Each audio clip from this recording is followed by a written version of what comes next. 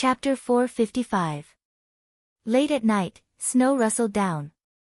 The luxurious suite of the Sheraton Hotel was fully lit, illuminating every corner of the room. The man's suit and shirt, the woman's overcoat and bra, were thrown under the bed one by one. On the bed, the naked man and woman facing each other was another tempting scene. The man's skin was light wheat-colored, healthy and with a drool-inducing luster, thick eyebrows, a bold nose, and a well-defined outline. Even if his eyes were closed and his thin lips were lightly pursed, it was difficult to hide his handsome appearance. The woman kneeling on the man, although she looked tall, still looked young, with a head of lazy curly long hair, a beautiful face, and snow-white skin. Her body was pressed against the man's muscular chest. "Yi-er, you have to hurry up. We have to finish taking photos quickly and put the room card back in Lu Cheng's pocket, otherwise we're dead." Zheng Ling, who was wearing a loose vest with multiple bags and a ponytail, stood by the bed, holding a camera, and stomping her feet to urge Yi-er. Yi-er said helplessly, "Aren't you being very cooperative?" Zheng Ling held the SLR camera. "Cooperative my ass. Have you ever seen a woman covering her chest with both hands while rolling in bed?" Seeing that Yi-er couldn't let go, Zheng Ling teased the model, in the humorous way of a professional photographer, "Put in more effort. You have to think about how to sleep with such a handsome man under your body. Moreover, he is such a big figure. If you sleep with him, you will benefit." Yi-er thought to herself, before coming, she had thought it through clearly. She didn't want to set up a monument for herself. Now she was being pretentious for ghosts.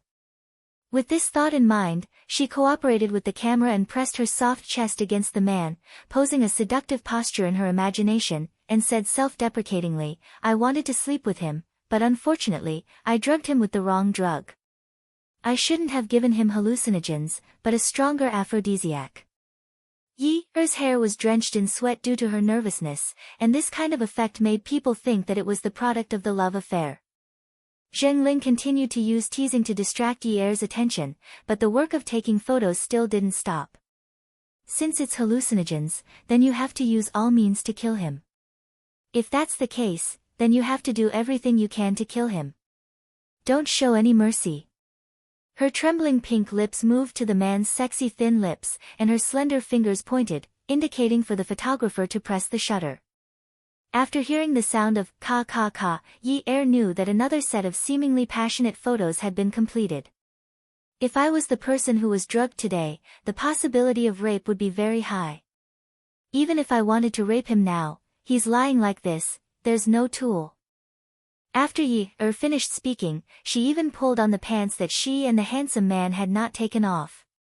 She pretended to smile helplessly, indicating that she had the heart to do it, but her strength was insufficient. Haicheng, in March by night, Yi-er by Yi. The most luxurious place for a sauna in Sea City was the Qin Palace. Yi-er was wearing a bathrobe for female guests. When she sat down opposite Jiang Zhao, who was wearing a shirt and a suit, she remembered a saying, "Private businessmen don't fight with officials." There was a laptop on the marble tea machine in front of him. He leaned lazily on the leather sofa, his handsome eyebrows slightly furrowed, and he looked at the screen with a serious expression. His handsome face exuded a strong masculine aura, and his posture was very arrogant. At first glance, it was obvious that he was not easy to approach. But God had given him a handsome face. The black suit was of a high-end tailoring that she couldn't tell the brand of. When he wore it, he looked mature and domineering. It made his handsome face appear even more sharp, causing people to suck in a breath of cold air. Although it had been 3 months, Yi-er's heart was still anxious. But on second thought, what was there to be afraid of? She had this man's weakness in her hands. How could a barefooted person be afraid of someone wearing shoes? Yi-er's long hair was curled lazily, making her look more mature than her actual age.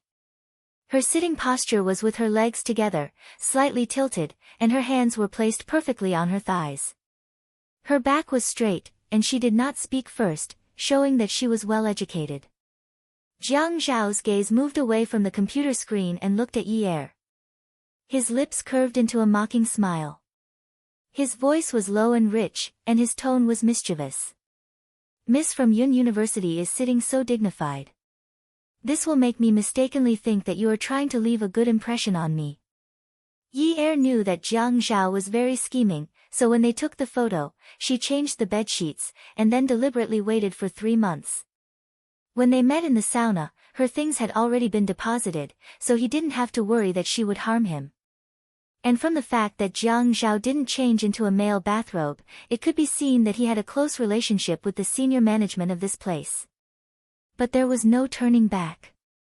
Of course, my original intention was to be a good citizen. After she finished speaking, she looked at Jiang Zhao. Her slightly flat almond-shaped eyes were not as cute as her almond-shaped eyes, but they had a sense of slyness. I hope you can give me a chance. Jiang Zhao pushed the computer in front of Yi Er.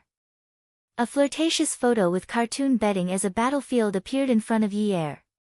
Only then did Yi Er realize that he was looking at the photo. But his expression didn't change, and his tone was calm. Miss from Yun University said on the phone that I went to your house and had sex with you. But I'm not used to spending the night outside except for business trips. His eyes narrowed slightly, and he sneered. And Miss from Yun University, even if you're a heavenly beauty with a fiery figure, I'm deeply infatuated with you and can't extricate myself.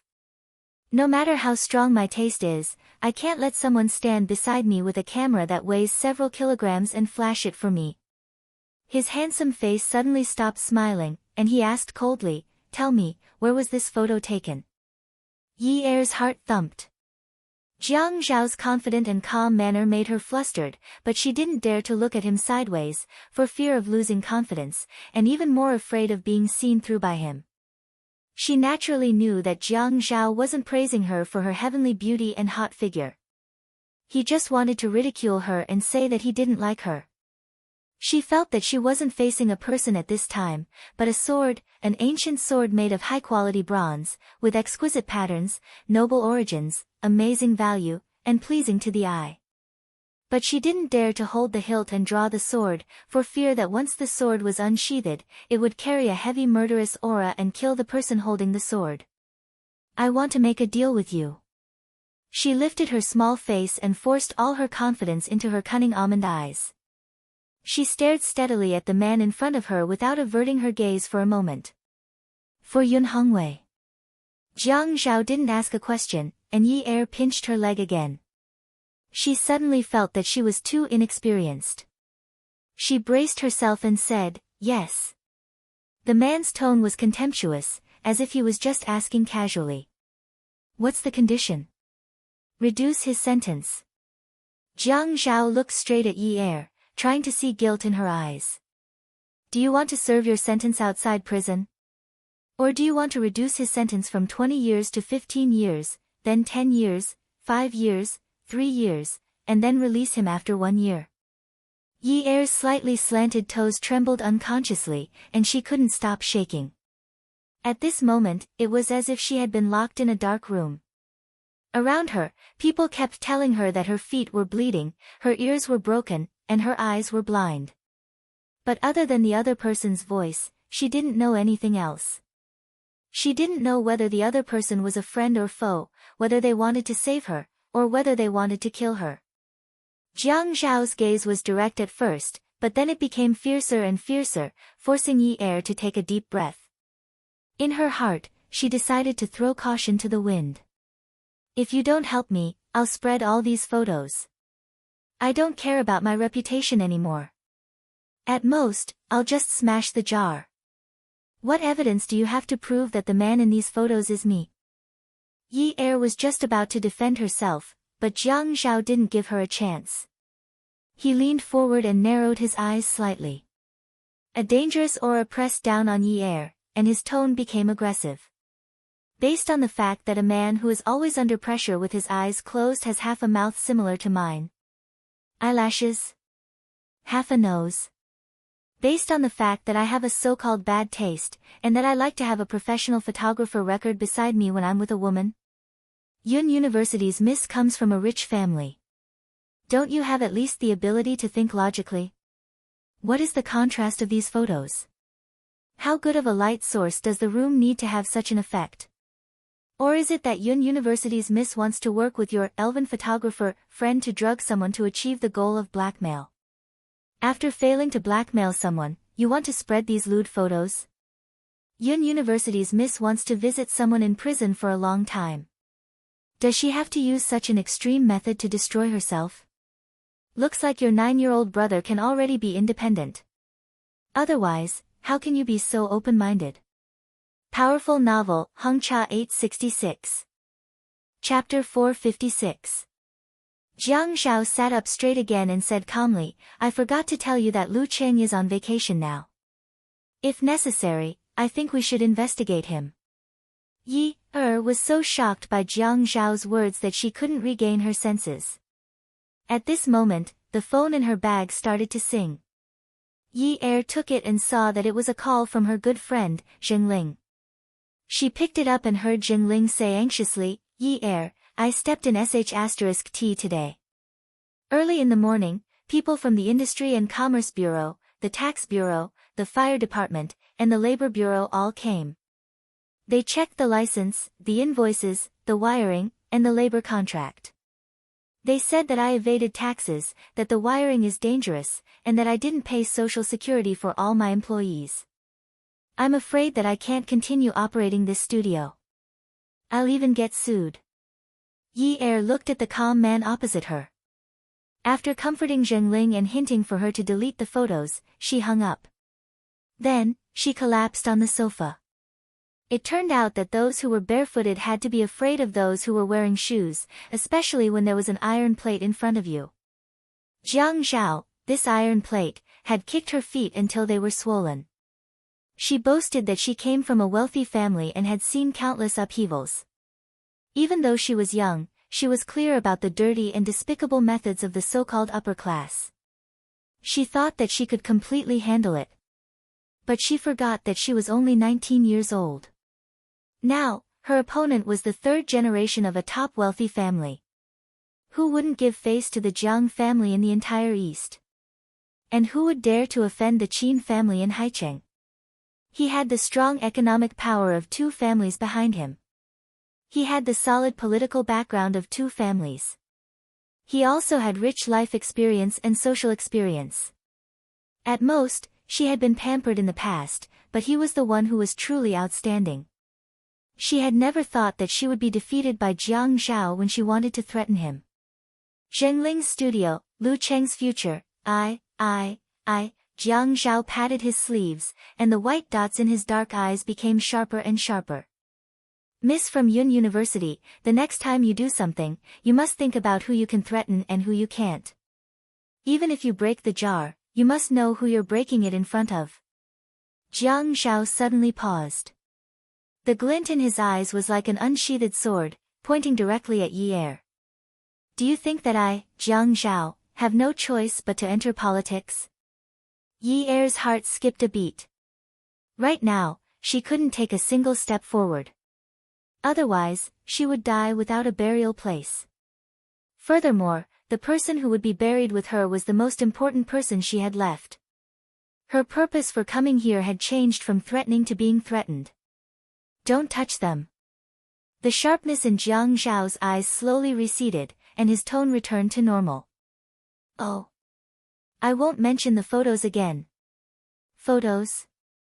Jiang Zhao didn't seem to understand. He had already taken out a small pen and turned it on. A red indicator light lit up. He got up and poured a glass of water from a glass bottle and started drinking. Qin Palace was the property of his cousin, Qin Fian. Knowing that he didn't like drinking mineral water, he prepared a warm water bottle. Yi understood that it was a recording pen. And if Jiang Zhao agreed not to touch Zhengling and Lu Cheng, the recording wouldn't mention them. But she wasn't stupid enough to confess that she had deliberately framed Jiang Zhao. You can start recording. Jiang Zhao pressed the switch and placed the pen on the tea machine. Then he sat down and leaned back. His slender fingers tapped lightly on the sofa. Why did Miss Yun show me these photos? I'm very confused. I just thought that my boyfriend looked a lot like you, so I showed them to you. Jiang Zhao nodded in satisfaction.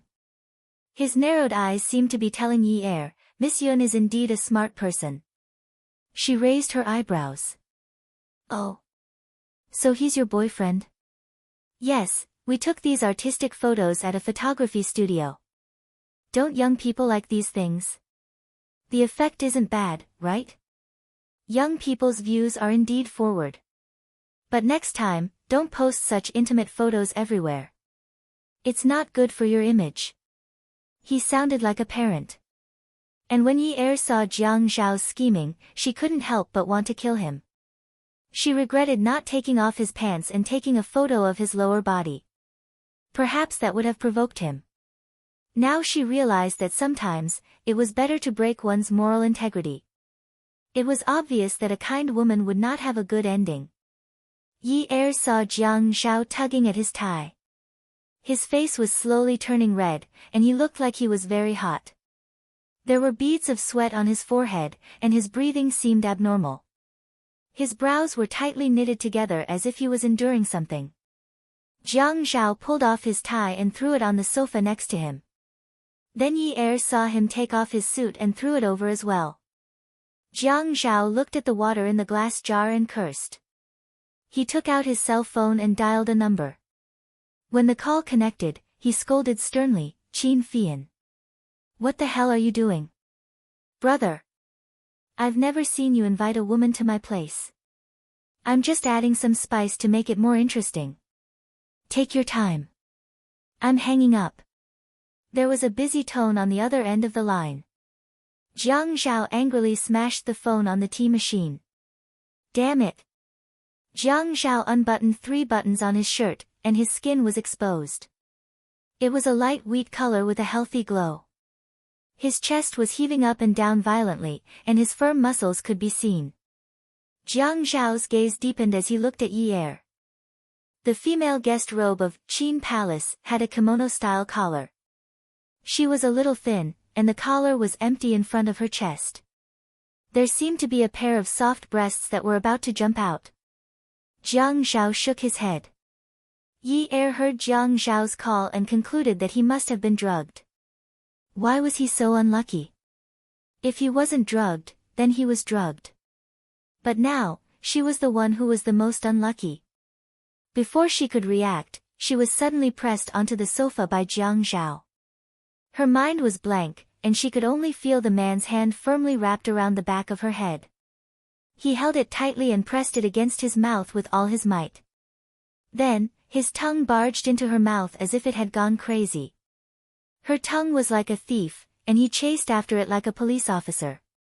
The pressing on her lips became more and more urgent. Her chin was still in his hand, and he boldly sat on her and held her down. She couldn't move at all. When his lips and tongue retreated from her mouth, his eyes were filled with the ferocity and sinister aura of a 10,000-year-old evil spirit. A man's strength was much greater than a woman's, and now that he was drugged, he didn't know how to control his strength. Yi Er could only feel that her hands and waist were pinched by Jiang Zhao, and it hurt like hell. Jiang Zhao. This guy was the bane of her life. Hey, you can't go against the rules. Men and women shouldn't touch each other. Kiss, you can't not be clear. Yi Er was already rambling incoherently. Jiang Zhao's face darkened. Steady. He held Yi Er's chin, and his bloodshot eyes were dark. His voice was so cold that it seemed to be able to freeze everything. Rules? Yun University's miss broke the rules first, so I'll be the one to set the rules now. You better remember this, I'm not someone you can mess with. After her bathrobe was torn off, Yi Er cursed without thinking as she struggled, Jiang Zhao, you pervert. She hated him. She hated the way he acted high and mighty. She hated the way he lowered his head and strategized, and when he looked up, he could determine victory from 1,000 miles away. She hated the suffocating feeling he gave her. It was as if she had to look at his expression to move even one step. Pervert? Jiang Zhao wasn't angry. Instead, he laughed. It was as if he was slightly drunk. Yi Er dared to conclude that not many people had seen this kind of charm before. Jiang Zhao paid too much attention to his image outside, and he had no choice but to pay attention to it. This kind of unrestrained Jiang Zhao was too good-looking. He didn't have a strict outer shell. He was a kind of carefree and unrestrained person. His beauty was unparalleled. She was still in a daze, admiring the handsome man when the sarcastic remarks of the handsome man above her head were like 10,000 years of ice cruelly splashing her all over. Am I as perverted as you? Weren't you perverted when you used those despicable methods to drug people? Weren't you perverted when you twisted your childish body in a coquettish manner and stuck to a man's body to take nude photos? You. Yi Er was scared and angry. She was 19 years old, 170 centimeters, and he actually called her childish. Teeth. He used force to hold her. She heard his breathing become faster and louder. He seemed to still have some rationality. His brows were tightly knitted together as if he was holding on to something. Then, she heard him groan unbearably, and then he lowered his head to bite her neck. The wet bites on her neck were densely packed. Yi Er's breathing became chaotic. Her heart was about to jump out of her chest. Yi Er knew that if Jiang Zhao was determined to vent on her body, she couldn't run at all. Beauty Novel, Xinwu 799. Chapter 457. She had been running around for a year because of her father. She knew that there were many unspoken rules in this society. You could not go anywhere just because you had a reason. Jiang Zhao was definitely not afraid of her. She had clearly seen him struggle. Since he had struggled, he must have thought of the consequences. The only one with no way out was her. All of his actions were unfamiliar to her. She was terrified. At this time, Jiang Zhao was even more arrogant and unscrupulous under the influence of the aphrodisiac. Being threatened? Even if he, Jiang Zhao, was threatened, he would not fall to the level of a little girl who was still wet behind the ears. She dared to provoke him, so she should have a taste of the consequences. The more frightened the woman below him was, the more he felt that he had vented his anger in the right place today. In the process of the cat scaring the mouse, the number of times his body clamored and clamored, becoming more and more ferocious. He was getting more and more out of control. His original intention was not to touch her no matter what. But she moved, screamed, beat, and cursed. Her long hair became more and more messy in the tussle. That appearance was like she was in need of a man to teach her a lesson. Everything in front of him seemed to have turned scarlet. With a bloody desire to conquer, it wanted to rush out of his body. He pulled down the last barrier of her lower body. Her black underwear, like a cicada's wings, was seductive and sexy. He held her small underwear and waved it in front of her eyes. He chuckled softly and said, "You're so young, but you're already so coquettish. You really know how to seduce men." Yi Er glared at Jiang Zhao. Her hands felt like they were clamped by an iron clamp. Her two legs were tightly pressed down by him. She was the piece of meat on the chopping board, waiting for the bright knife to fall and decide life and death. Suddenly, he pried open her two legs and barged into her body like a wild beast. Even his voice was like a wild beast roaring in her ears. "Remember this. This is what you get for provoking me. You only have yourself to blame for everything." The overwhelming pain caused Yi Er's brain to suddenly jump and go blank. When she came to her senses, she had already bitten her lips until they bled. She could not even scream. Inside her body, there was an unbearable enormity. At the same time, it also brought her unbearable pain. It pierced through her entire body and spread to the ends of her spirit. It didn't stop for a moment, and it kept repeating. No matter how much she resisted, no matter how much pain she was in, she could not see any pity in the man's eyes. All she could see was his sense of revenge and his anger. She could not cry out in pain or beg for mercy. She was the one who provoked him first, and now she was asking for trouble. Cry out in pain. She couldn't afford to lose face like this. She just pretended that she didn't care at all. She awkwardly and stiffly matched all of his tricks, even if she was already exhausted after an entire night. Even if his body and heart were trembling. Every time she visited him in prison, her father would say, "Yi Er, don't worry about your father's matters. You and little Jia should be fine. You are still a child. You're just too stubborn. Girls who are gentle will suffer a lot less and suffer a lot less. Girls who are too headstrong will lead a very hard and tiring life." She was a strong girl. Not only was she tired, but she was also in pain. At 5:00 in the morning, Yi Er was awakened by a heart-wrenching pain. When she turned around, she felt as if she had been run over by a car. She touched the bedside lamp and turned it on. The man beside her was sleeping contentedly. He must be very satisfied and exhausted, right? That damn stinky man. Even if she was in the wrong first, he shouldn't be so beastly. She had only pretended to sleep with him, but now he had mercilessly slept with her for real. Even if he had been drugged, he could have gotten Miss to serve him. Why did he have to do this to her? She lifted the blanket and got out of bed. Looking at the shocking red, her heart felt as if it had been bitten by someone.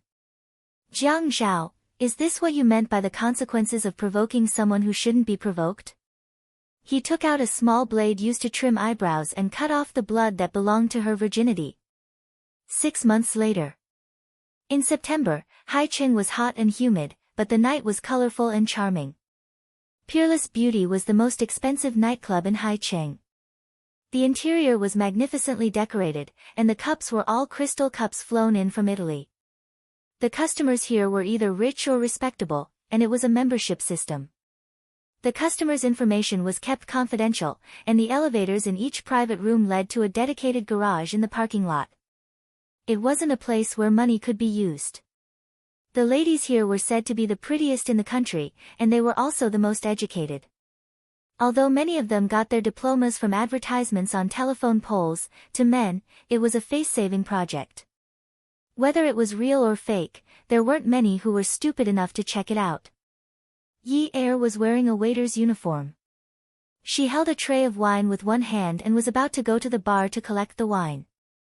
Manager Wang, who was in charge of Mommy, rushed to the service department with her gold powder eyeshadow makeup.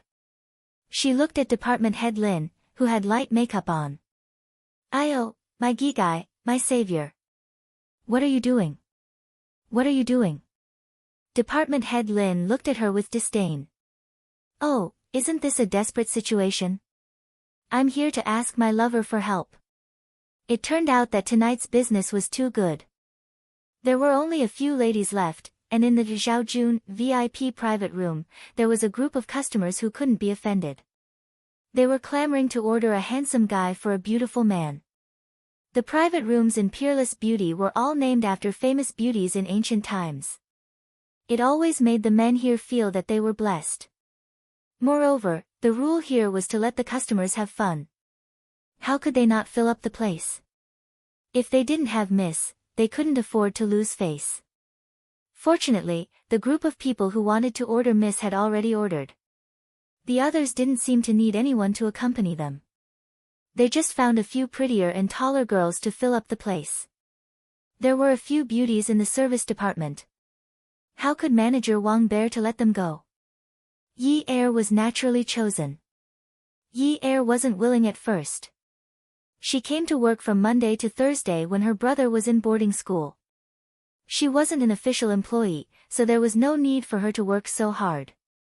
Manager Wang said that as long as she called anyone over, as long as they stood for 1 minute and walked through the motions, the company would pay 500 yuan per head. With that said, the people who were called by Manager Wang quickly started to put on makeup and change their clothes. Who couldn't get along with Grandpa Mao? Standing anywhere was the same. Standing for a minute was 500 yuan. What was there to complain about? After putting on makeup, Yi Er was undoubtedly stunning. She was young and had good skin, so her makeup was applied quickly. After putting on powder and brushing her eyebrows, her facial features became more defined. Compared to when she didn't put on makeup, she looked more mature. Manager Wang kept praising her. "That's why there are no ugly women, only lazy women. Look at our Yi Er. She's a peerless beauty among peerless beauties. This group of people was very strange. Other male prostitutes would enter the private rooms of rich women, but this private room was full of men. Yi Er sighed worriedly. Public morals were degenerating day by day. Morality was degenerating. What a hardcore taste. Yi Er was counting the seconds in her heart. Tick, tick, tick, tick. She was thinking about counting 60 times and getting 500 yuan. She didn't look at anyone. Her expression didn't look deliberate. She was thinking about her own wonderful things. She wasn't like the other miss who winked at the customers and begged for an olive branch. Moreover, she hadn't really done it before. Although her clothes were sexy and her makeup was stunning, she didn't have the kind of prostitute aura that seeped from her bones. She was also from a wealthy family. Even if she was down and out, she still had the elegance in her bones. This kind of her attracted more attention. Yi Er finally finished counting 60 times in her heart. She exhaled and turned to leave with a little joy. Who said you could leave? A deep, rich male voice suddenly broke into her eardrums, making her tremble. Even though it had been half a year, Yi Er still couldn't forget this voice. She froze in place and didn't know how to move her feet. What did Manager Wang say just now? Miss had already been ordered. The others didn't need anyone to accompany them at all. They only ordered male prostitutes. Miss was used to make up the numbers. So they were playing with her. And they were playing so big. They actually brought Jiang Zhao here to play with her. He only dared to come to a place like this, right? The protection here was so good that no media would dare to come here to catch news. It was more like they wanted to die in panic. She didn't dare to turn her head. She gently lifted her toes and wanted to slip away. To be honest, she was willing to lose face in front of anyone now, but definitely not in front of Jiang Zhao. Definitely not. She felt that she had an irreconcilable hatred with him. Ad. Hungcha 866. Chapter 458. He didn't hear anyone behind him, so he lowered his head and winked at the beauty in front of him. He reacted quickly and said, "Excuse me, excuse me." Suddenly, Yi Er felt a heavy pressure behind her and her wrist was grabbed. Her heart was in her throat. Manager Wang was, after all, an experienced mother. She immediately walked over and apologized to Jiang Zhao. When Peerless Beauty met guests, she never asked for their names. Basically, she called them master. Only those who dared to come in through the front door would be addressed with their surnames. People like Jiang Zhao obviously wouldn't come in through the front door. Manager Wang was a person with a heart made of glass. She had a good sense of propriety when dealing with people. She looked at Jiang Zhao affectionately as if she was looking at $1 million. "Master, I'm sorry. This girl is new and tender. I thought she was pretty, so I didn't hide it. I even forgot to teach her the rules and brought her out for you to see. She's not sensible, she's not sensible. Master, please dote on her a little. She's a timid girl." Bah! Yi Er's eyes almost popped out of their sockets. "Manager Wang, that's not what you told me at the beginning. She clearly said that standing for $500 for a minute would make her a sitting position." Manager Wang kept winking at Yi Er. "Little Rose, don't be like this. It's your honor and also your luck to be chosen by me. Just now, so many sisters didn't get chosen, right? Have a good drink with me. Little Rose."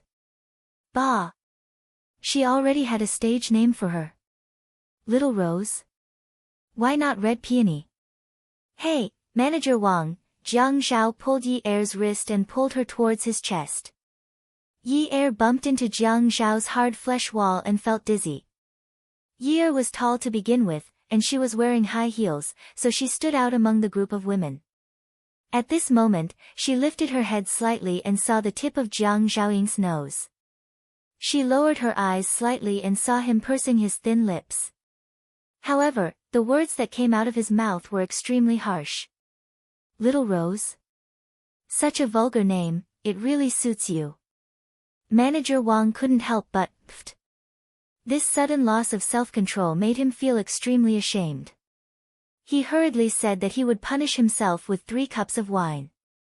Jiang Zhao waved his hand and looked at Yi Er. The smile on his face was very evil. No need. Let this tall little rose drink. Yi Er felt indignant. If it was someone else, she would give face to Manager Wang. But this person was Jiang Zhao. She couldn't afford to lose face like this. Manager Wang, you clearly said that standing for 500 yuan for a minute.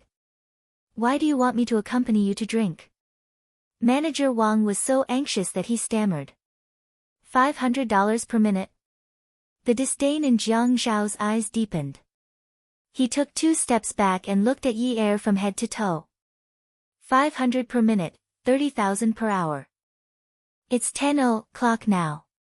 If you continue until 8 o'clock tomorrow morning, 300,000. After Jiang Zhao finished speaking, he clicked his tongue a few times and gave Yi Er a thumbs up. I'm afraid this is the most expensive little rose in High City. What was Jiang Zhao saying? He actually said that to her. Did he mean that she was going to make a move? This was too much. Yi Er exhaled. She tiptoed and was able to press her lips against Jiang Zhao's ear. He was at least 185 centimeters, no more, no less. Thinking about it, their heights were really compatible. She was calculating Jiang Zhao's words in her heart. Although her voice was soft, her tone was unfriendly. Yes, Your Excellency. I'm that expensive. Can you afford to order me? So this is how you spend the taxpayers' money. Or is there someone else who is helping you pay for this? Is he trying to bribe you? The man's deep eyes slowly narrowed. He waved his hand at Manager Wang, indicating for her to bring the others away first. After everyone had left, he pinched Yi Er's chin and stroked it back and forth with his thumb. Could it be that Miss Yun has never looked for information on the upstarts in the political arena? Don't you know that I have a lot of shares since I was born? Don't you know that when I was 18 years old, my net worth was over 1 billion? Let's not talk about my current status. These are not secrets. 300,000? I think it's too expensive for you. But to me, it's only a small amount. Yi Er was so infuriated by Jiang Zhao that her blood vessels were about to burst. Did he just say that she was a street vendor? What should she do? Should she be angered to death by him? Take a deep breath. Take a deep breath. Oh, Mayor Jiang, are you going to negotiate with the hostess? It's not right to push up the prices. The man replied calmly. Then those who think it's too expensive can just not buy it.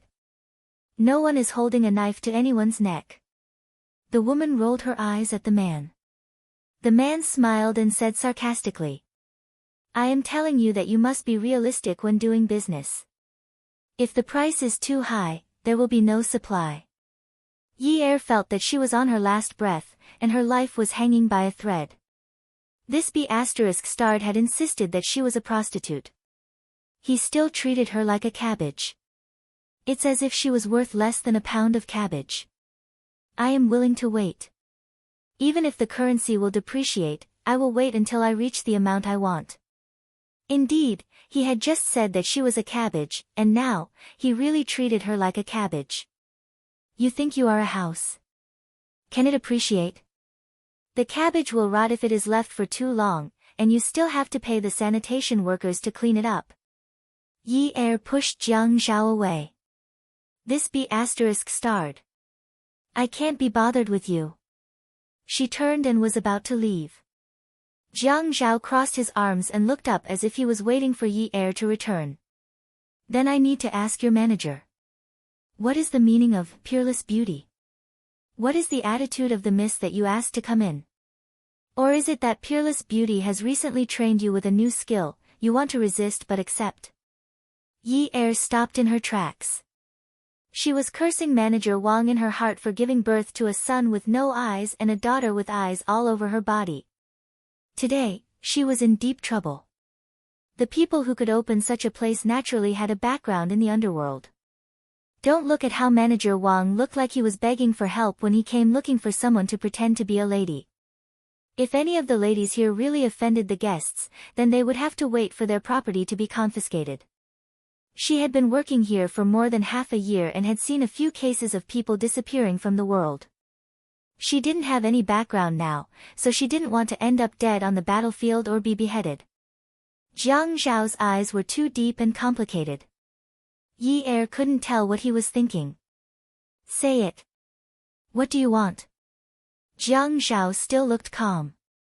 Didn't Manager Wang ask you to drink a few glasses? Okay. Someone said that vodka was good because it had a strong aftertaste. Good, your sister. I don't drink vodka. I'm allergic. Many miss like to say that they're allergic recently when they're drinking. I didn't know that Yun University's miss learn so quickly. Jiang Zhao looked at Yi Er as if he wanted to tear her apart. The private room was huge. If it wasn't for the high-end furniture, thick carpet, and large back projection, it would definitely feel empty. A person walked over from the sofa. It was a tall man wearing a pair of rimmed glasses. He looked beautiful and refined. When he smiled, he didn't look proper. Qin Fian patted Jiang Zhao's shoulder.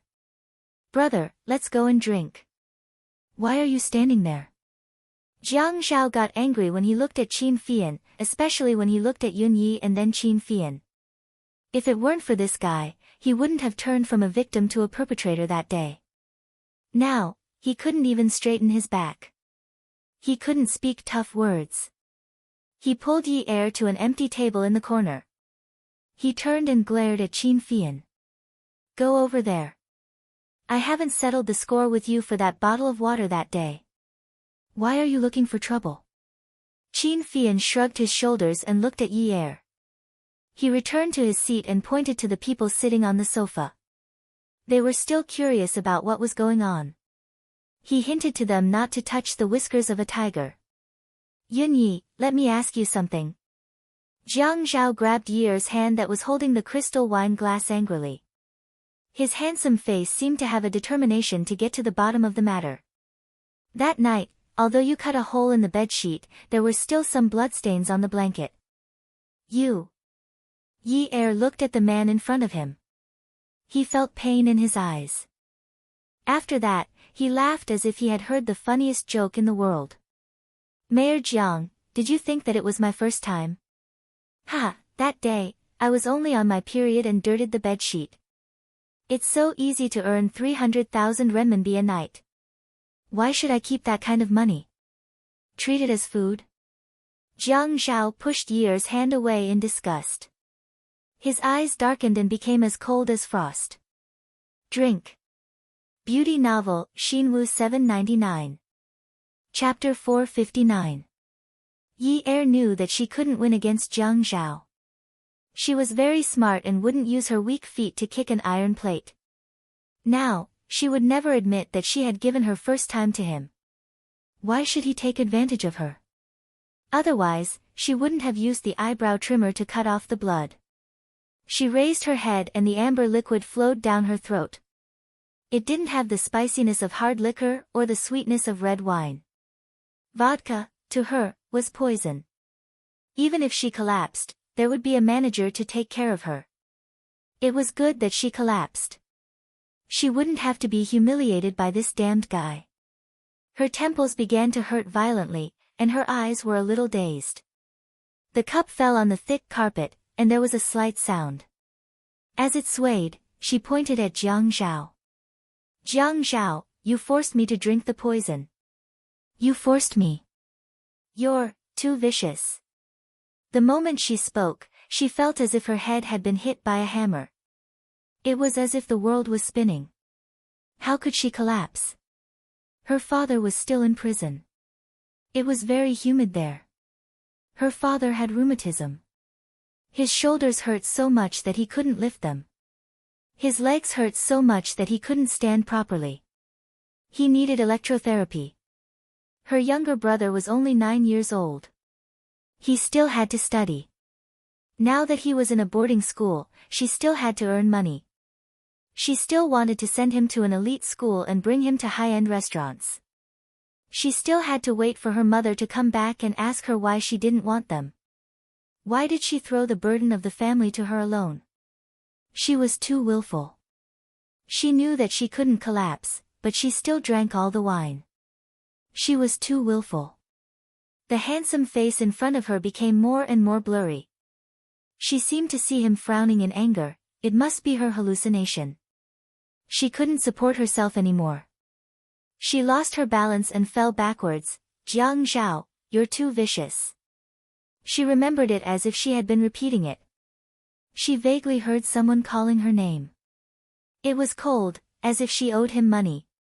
She didn't remember borrowing money from anyone because no one was willing to lend it to her. When Yi Er opened her eyes, she was in a high-end private hospital. No one was willing to reveal the name of the person who sent her here. Who else could have sent her here? Manager Wang must have felt guilty. Even if that pervert Jiang Zhao knocked her down, it was still the company's responsibility, right? She was not a professional hostess. In the evening, Yi Er persisted until Peerless Beauty went to work. He carefully wiped the wine bottles and then put them on a tray. He was going to deliver the wine. Manager Wang came to the service department again. Yi Er naturally did not give her any face. No wonder people said, only women and villains are difficult to deal with. In the whole world, Manager Wang was the only woman who was difficult to deal with. She was not just an ordinary woman who was difficult to deal with. She obeyed in public but opposed in private. She was a criminal and a human trafficker. She deserved 1,000 cuts. Yi Er, are you still angry at Sister Wang? Manager Wang's attitude towards Yi Er was as if she was really trying to please her. However, this kind of pleasing always made people feel uncomfortable and strange. It was as if this woman was a demon in human form, waiting for people to be tricked into talking to her. Once they spoke, her true form would be revealed. Yi Er puffed out her chest and nodded slightly. Manager Wang, I'm going to deliver some drinks to Yang Guifei. I won't disturb you any further. Manager Wang could see the wariness in Yi Er's eyes. After what happened yesterday, she could not absolve herself from the blame. After all, the person in the service department was not the real Mississippi. Yi Er stood outside the door of Yang Guifei and gently pressed the service bell. The princess's earpiece would receive the command to open the door. She had just handed the wine to the princess when she heard a voice behind her. A surprised voice came from behind her. Yi Er. Yi Er turned around and was stunned. She did not react for a long time. She thought for a while. How should she address this handsome man from before the new year? Yi Er acted like all the waiters here when they saw a guest. She nodded at the right time, leaned forward, and politely greeted, young Master Min Zikai, 180 centimeters tall, 23 years old, ex-fiancé. When the Yun family declined, he wanted to break off the engagement with her. After that, his whereabouts were unknown. Yi Er. What are you doing here? I'm at work. Young Master Min, have fun. Then I'll go back to work. I still have a lot of things to do. The alienation in Yi Er's words made Min Zikai frown deeply. He could not continue the conversation. Seeing that Min Zikai did not say anything else, Yi Er fled. When she returned to the service department's wine room, she shook her head forcefully and muttered in her heart, childhood sweethearts play with childhood plums. True love will always be with you. Liar, liar. Don't love me, I don't love. Don't love me, I don't love. After muttering it a few times, Yi Er sighed as if a heavy burden had been lifted from her shoulders. After delivering the wine to Zhao Jun, she had only taken a few steps when the princess, who had ordered the songs, ran out to stop Yi Er. She said that someone was calling her from inside. Min Zikai. No, she did not want to see him. Just as she was about to refuse, Manager Wang, who was covered in knives, appeared in front of her. She said sincerely, Yi Er, go. You can't offend the people inside. Don't worry, Sister Wang will definitely protect you. She cursed in her heart, protect your sister. You want me to help you count the money after selling me off? When Yi Er entered the private room, she realized that it was not Min Zikai, but that pervert. Zhao Jun, again. Was this the legendary holdout? There were not many people in the private room today, only 4. Actually, she knew many people in this circle. One of them was the bespectacled boss of Qin Palace, Qin Fian.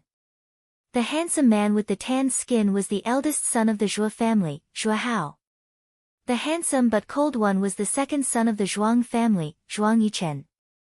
The last one was that pervert, Jiang Zhao. The 4 young masters of Haicheng were all present. Jiang Zhao sat there, motionless. Although he was sitting, and was slightly lower than Yi Er, the look in his eyes, the posture, was still as lofty as ever. Yi Er walked over and looked at him. Her eyes were full of disgust as she said coldly, "What? Are you trying to get me drunk with vodka again? Is it because you want to see me collapse and unable to get up? Will you feel better? It's only been a day and you're already upset when you see me jumping around again." Jiang Zhao, even if I was in the wrong first, I should have been punished, right? You didn't lose a piece of meat. Isn't that enough? Jiang Zhao was suddenly stunned. What? I'm asking you if you want to prank me again. Jiang Zhao stood up and said angrily, "You're really unreasonable." What about you? Aren't you unreasonable as well? Let's go. Jiang Zhao said sternly. He swallowed the words that were on the tip of his tongue when he saw Yi Er's attitude. When Jiang Zhao drove home, it was already 2 o'clock in the morning. The music in the car flowed slowly, somewhat innocently. It seemed like it would rain in a few days. The moon was cloudy and the stars were sparse. Other than the city lights, there was no night scenery to enjoy. If there was one, it would be the man and woman running in front. It looked like the man was relatively short. He was running in front with his head raised and neck stretched. He was holding a lady's bag and running with great difficulty. The woman chasing behind him was barefooted. She was tall and had long hair. She would raise her hand and point at the man in front of her from time to time, as if she was scolding him. Yi Er was out of breath, but she did not dare to stop. She knew that it was not easy to travel at night. She had just been given the money, but before she could even touch it, the thief had already snatched it away. What kind of world was this? She chased the thief into a dead end. The street lamps were old and sickly, and the light was weak. However, the knife in the thief's hand seemed even brighter. The sharp knife glinted coldly as she waved it around. The bandit's aura was in a frenzy, and his voice was filled with viciousness. "Bitch, if you *king chase me again, I'll stab you to death if you chase me again." Yi Er heaved a sigh of relief. Over the past year, she had gone around begging for help but was rebuffed. She had long felt that those who fought openly were not that scary. The truly scary ones were those who stabbed in the back. She did not care. She still had her money in her bag. She shook her head, clenched her fists, and stood on tiptoe to warm up. Then, she spread her arms like a warrior and finally cupped her fists like a Chinese swordsman. "Please advise me." The thief was a little confused. *TCH, who are you trying to show off your Chinese and Western moves? I'm trying to show you. Because I want to exchange pointers with you. You don't know this, but in martial arts school, everyone is considerate of their fellow disciples and does not kill.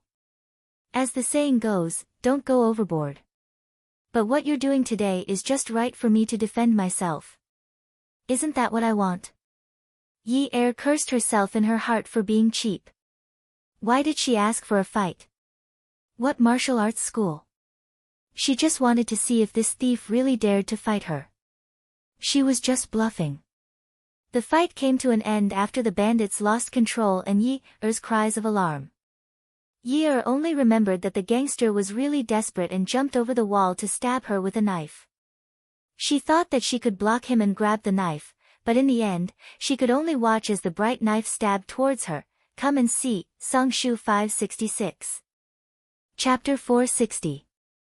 In the end, she saw a bright knife stabbing towards her. Yi Er still cowardly dodged. Just when he felt that he was about to be separated from his brother and father, a black shadow rushed out and kicked the bandit. The shadow nimbly threw out several punches, and with a reverse grappling hand, he firmly grabbed the bandit's wrist and pulled. Then, with a cool hand chop, he chopped at the back of the bandit's neck. The bandit fainted, and the knife fell to the ground with a crisp sound. Jiang Zhao tore off his tie and tied the man to the utility pole in no time. Yi Er felt that Jiang Zhao was really handsome like this. Although there was a deep hatred between them and they were irreconcilable a few hours ago, it was now blown away by the wind. If he wasn't here today, she would probably be on the road to the Yellow Springs. Disfigurement or heavy disability were all foreseeable. There was a good saying, hatred is precious, but life is more valuable. If you want to live, everything can be thrown away. At this time, his image suddenly became great. She was thinking about what to say to thank him. The most classic way of expressing her feelings. For example, she bowed slightly and said in a gentle voice, "Thank you for saving my life, young master. I have nothing to repay you with, but I would like to invite you for supper to thank you for saving my life. What do you think?" The man cupped his fists and nodded. He said righteously, "Miss, you're exaggerating. I happened to pass by and saw an evil man bullying a weak woman. As a righteous man of Jianghu, how can I just stand by and watch? How can I not help?" Before Yi Er could think of the melodramatic plot in her heart, Jiang Zhao had already taken out his phone to call the police. He hung up the phone and didn't thank her. Only the cold wind blew from his mouth. Yunda Miss is a heroine with extraordinary skills. It was all mockery, contempt, and disdain. Their romance after saving the damsel in distress was ruined.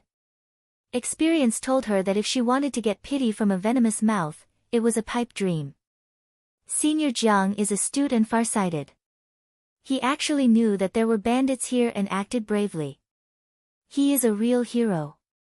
Jiang Zhao's expression changed. This little hussy was calling him a senior on the left and a scheming old man on the right. She was cursing him as old in a roundabout manner.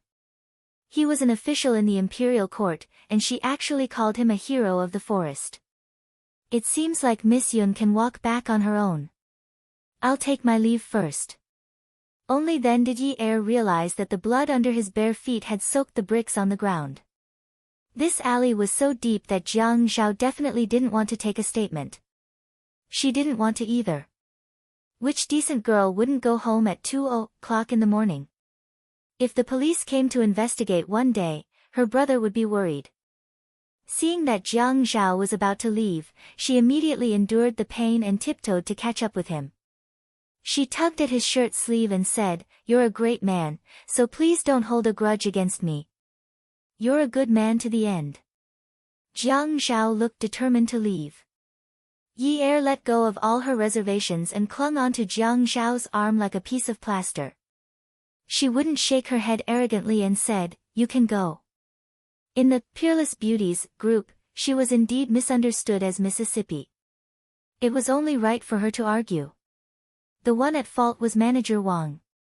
At this time, Jiang Zhao did save her. A life-saving grace was great. He felt that she was overestimating herself. It was only right for him to ridicule her. She didn't lose a piece of meat. But how could a person who was saved ridicule her benefactor? She wasn't a person who couldn't distinguish between good and bad. Yi Er failed to live up to her expectations. A few hours ago, they were irreconcilable enemies. Now, he was her benefactor. Yi Er scolded herself several times in her heart. "Little wench, stop pretending. Hurry up and apologize to our benefactor. If you don't repay his kindness, you'll be struck by lightning." At this time, she had to see the situation clearly. She couldn't be blamed for being snobbish. She could only say that she had been forced to be tactful by life. When she first begged for help to save her father, what kind of despicable words had she not said? Yi Er held onto Jiang Zhao's arm and didn't let go for a moment. She wasn't wearing shoes, so she had to look up to speak to him. She shook his arm and said, "Benefactor, benefactor, take pity on me. Please give me a ride." Jiang Zhao was unmoved. He snorted lightly and said, "I'm old. I need more exercise. I don't plan to drive. I plan to walk back." Yi Er was anxious. She knew that this guy was angry with her, but she was definitely stepping on glass or something. She couldn't touch the ground at all. She could only flatter Jiang Zhao, "Oh my God, how are you old? A man at 30 years old is a flower. You are only 29 years old. You are the youngest deputy mayor. Look at how handsome you are and how tall you are. You must be at least 185 centimeters tall, right? If you enter the modeling industry, you will be famous all over the world.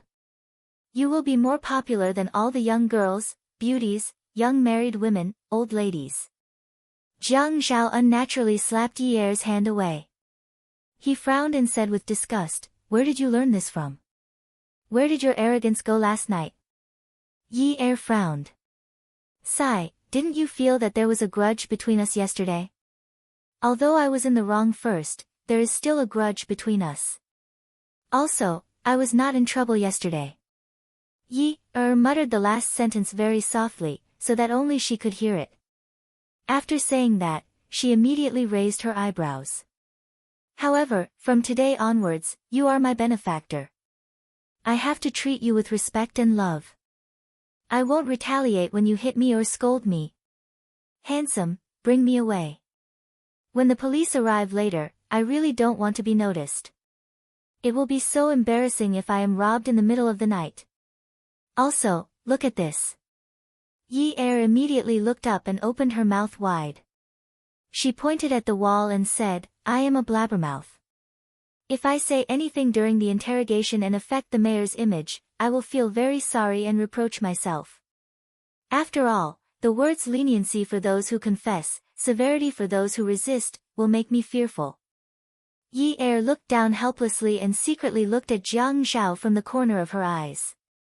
Jiang Zhao did not know whether to laugh or cry. Little b****, you are getting better at threatening people. Yi Er immediately pursed her lips and laughed. She pursed her lips and said, "But it's easy to keep my mouth shut." Ha! When she saw Jiang Zhao was still staring at her, she said against her will, "It's okay if I don't take your car. You can just throw me out on the road."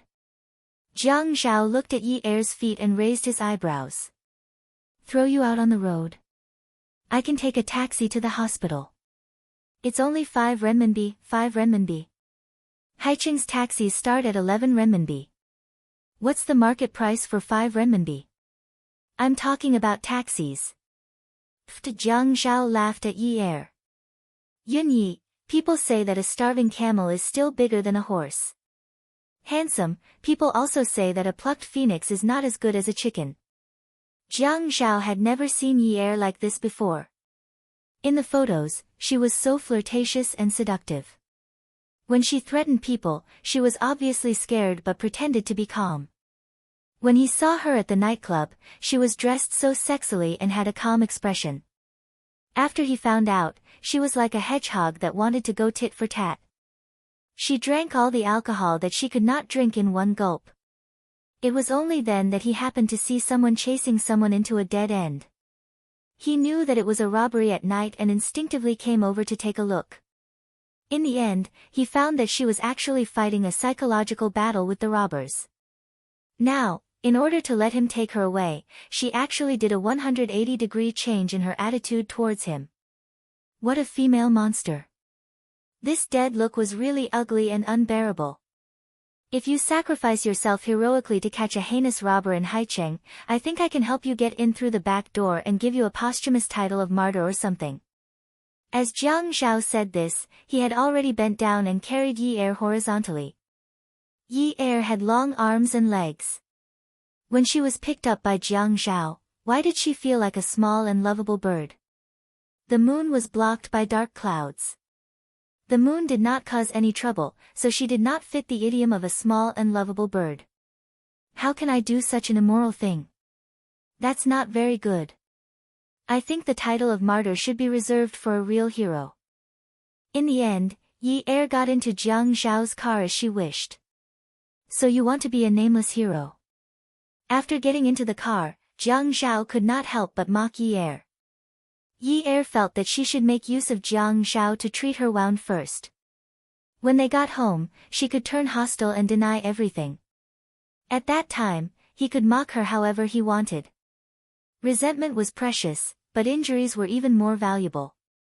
If it was for the sake of getting into the car, everything could be thrown away. At this time, at this location, even a motorcycle could not reach her. She could not be blamed for being thick-skinned. That nameless hero should be Mayor Jiang. What I did just now is really admirable. How am I worthy of being called a hero? Ha ha ha. Yi Er leaned against the car seat and pretended to be asleep and did not hear anything. Yi Er removed the broken glass from her foot at the hospital and treated her wound. She also applied some bandages and took some medicine. After that, Jiang Zhao sent her home. When they reached the ground floor, Yi Er quickly said, "Thank you, Mayor. You really love your people. I have reached. Have a good dream." After that, she went to open the car door. "Are you sure you can walk up by yourself?" Attention, Xinwu 799. Chapter 461. Yi Er looked at Jiang Zhao. From his face, she didn't see any expression that would embarrass her. It was just that he was used to being stern and handsome. When he rarely smiled, it was basically when he was making fun of her. How vicious. Yi Er turned and looked out of the car window. She swallowed her saliva. 6th floor, injured feet. This was a tough mission. Although someone had drugged Jiang Zhao 6 months ago, she was still traumatized. Now, he was no longer of any use to her. She would rather go upstairs slowly. Yi Er's feet were covered with bandages. The bleeding had just stopped, and she should not squeeze her feet into her shoes. The floor was also dirty, and stepping on it might cause a bacterial infection. She suddenly felt that she was being treated well. The private hospital was very expensive, and the deputy mayor had carried her to the car. How could she forget about this when she was enjoying herself? When Yi Er's feet were about to touch the ground, the car door opened again. The man bent down and carried her up. Which floor? Er, since that's the case, I will put you on the ground, and you can walk back on your own. Yi Er scolded in her heart. Vicious. He knew she was hesitating, but he did not forget to provoke her and embarrass her. She could not find a way down the stairs. 6th floor. Yi Er immediately lowered her head. Her face was also red. She was embarrassed. He had even said that this enmity was absolutely irreconcilable. Ever since he had appeared, the process of disgrace had been getting worse and worse. Yi Er really wished she could travel back to the time when the revolutionary martyrs were fighting bravely. She wanted to interview them and ask them how they managed to survive till the end. This was an old-fashioned neighborhood, and the lights in the corridor were not working properly. Yi Er took out her mobile phone and turned on the flashlight function. She shone the flashlight on the ground to let Jiang Zhao see the ground clearly. One flight of stairs seemed to have no end. It was a long flight of stairs. We are here. Yi Er took a deep breath and was about to open the door with her keys. Suddenly, a tall figure appeared at the corner of the top floor. The man looked tired, and his voice was hoarse and anxious. Yi Er, what took you so long? Yi Er was stunned. She quickly turned off the flashlight and almost jumped out of Jiang Zhao's arms. However, she suddenly hugged Jiang Zhao's neck and smiled at the figure. Young Master Min, we're on a date. There were no lights on the 6th floor. Even though it was almost dawn, the corridor was still too dark. Yi Er was glad that this was fate. She did not want that person to see her in such a sorry state. A date? Min Zikai's voice was filled with anger after his exhaustion. He slowly clenched his fists by his sides. Young Master Min. Min Zikai.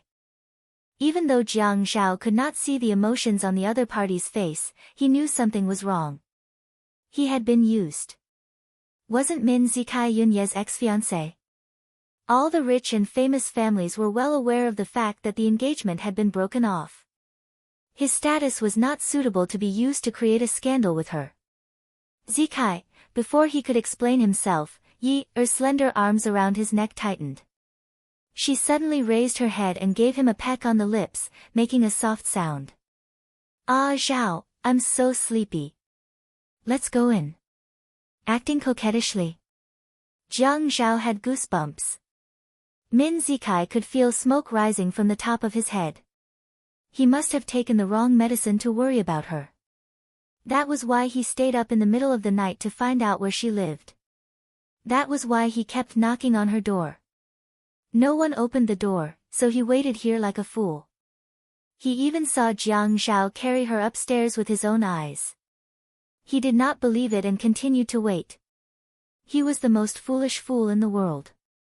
Since there's someone protecting you, I'm relieved. Sorry to disturb you.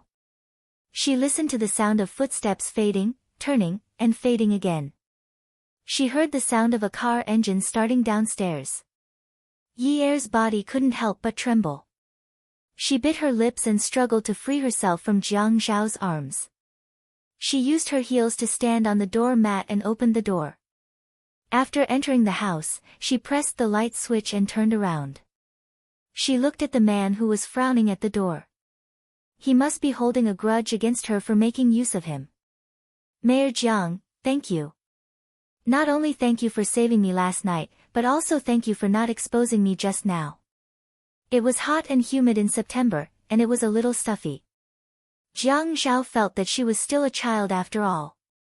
Why should he be so calculative with her? Rest early. Jiang Zhao turned around and heard the girl behind him groaning in pain. He did not turn around. His sympathy was limited to this. He had saved her life today, and they were even now.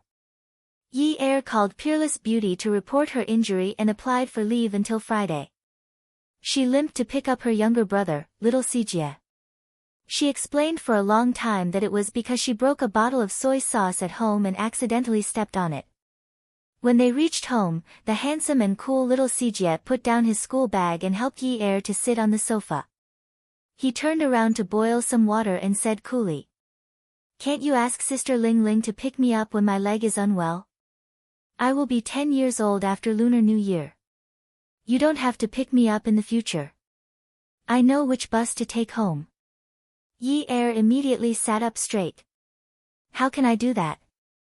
You are so handsome, and I am worried about you. What if you are snatched away to be a child husband? You will suffer." Little Sijie rolled his eyes at Yi-er. "You are so immature. Do you know how much a bottle of soy sauce costs? How can you step on the glass with your legs? You really know how to spoil things." "Yun Sijie, I am your biological sister." Yi-er felt like she was going to smash the wall. Little Sijie poured the water and handed it to Yi-er. He said lazily, "I know. I am your biological brother from the same father and mother.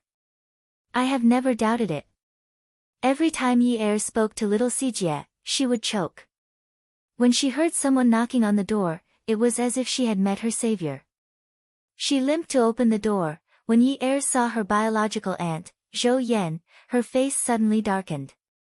She tried to close the door but was blocked by Zhou Yan's bodyguard behind her. Yi-er staggered and almost fell. Little Sijie picked up the glass of water and splashed it outside the door. Zhou Yan's face was wet. The beautiful woman who had put on makeup reached out to touch her face. Her whole face felt like it was covered in mud. It splashed. The bodyguard wanted to go forward, but Zhou Yan saw little Sijie standing in front of Yi-er. She was afraid that he would be hurt, so she immediately stopped him. She just stared at Yi-er. Her face was not as nice as last time. "Yi-er, I am here to tell you that since you are not willing to give Shao Jia to the Yuan family in private, then we can only meet in court. What right do you have? I am Xiao Jie's biological sister. If your husband can't give birth to a son, you can have one with someone else. Why should you give my brother to you? Yi Er was almost driven crazy by this shameless woman. Last time, she had said nice things to Xiao Jie. She said that she would be good to Xiao Jie, send him to an elite school, eat at a high-end restaurant, and as long as her brother entered the Yuan family, she would help her save her father. At that time, she and her brother had rejected her. Later on, she had tried to persuade her several times. This time, she still did not give up. Since the soft approach did not work, she had to use the hard approach. Although Zhou Yan's head was wet, she still held her head high. Because I am Xiao Jie's aunt. My sister is not willing to take responsibility. Your father is in prison, and you are running around all day without a proper job. Now, you have sold the villa. You still want to get Xiao Jie's custody. I want to see which side the law favors. Bad woman. I will only be with my sister. Get out of here. Little Sijie changed his cool and cold personality and suddenly flew into a rage. He picked up a stool and wanted to throw it at Zhou Yan. Zhou Yan shouted for the bodyguard not to hurt Xiao Jie. She took a step back and Xiao Jie threw the stool out. The bodyguard who stood in front of Zhou Yan was hit by the stool. Xiao Jie took the opportunity to close the door with a bang. Yi Er, on the other hand, was still in a daze after hearing Zhou Yan's words. Which side did the law favor? Of course, the side with power and influence. She did not have a proper job. Working at the nightclub was a secret. She had no choice as she had to go to many places during the day. She did sell the villa because she was afraid that when she needed money, she would not be able to get rid of the villa. In this society, it was necessary to be polite. She had to move the money out and store it, waiting to be used at any time. She worked at the nightclub because she wanted to slowly get to know some powerful people so that they could help her. However, she could not let go of this matter. What about now? Which side would the law favor? Which side would it favor? How realistic and cruel. Sister, sister. Little Sijie looked at Yi Er who was in a daze and panicked. He pulled her hand and shook it. Sister, don't scare me. I will never leave you. I will eat more. Wait for me to grow taller. When I am taller than you, even if the sky falls, I will hold it up for you. Sister, sister. Yi Er squatted down and hugged little Sijie tightly. Her eyes were wide open. Although they were red, she did not shed a single tear. She said fiercely, Yun Sijie. I won't let you suffer. I won't. But even if the Yuan family has hundreds of billions of assets, you can't care about it. Your surname is Yun. You can only have the surname Yun. Do you understand? Otherwise, Dad will die of anger.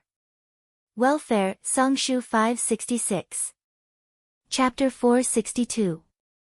Little Sijie knew that his older sister would only be so fierce to him when she was extremely insecure. He hugged Yi Er's head and rubbed her head as he comforted her. Are you stupid? If my surname wasn't Yun, how could I be your brother? I'm your biological younger brother from the same father and mother. This is a fact that will never change. Yun Yi Er, even though I've always despised your name for being too tacky and unworthy of my name, I can only accept it. Yi Er pushed little Sijie away and made a fierce face. Yun Sijie. You're asking for a beating. On Monday, Yi Er had no problem wearing flat-heeled leather shoes. After sending little Sijie to school, she went to work at Peerless Beauty again. This time, she made a decision for herself. She was still in her waitress uniform and tied her hair into a ponytail. Today, she had specially put on some perfume, which made her look slightly seductive. When she was called into a private room by Min Zikai, Yi Er didn't panic like the previous 2 times she met him. It was as if she had expected this. She only asked in a gentle voice, Young Master Min, do you like to be entangled with your ex-fiancé so much? Yi Er, let's be together. Don't use irrelevant people to make me angry. That hug was like the other party's long-awaited release. That kiss was just a sign that he couldn't control himself.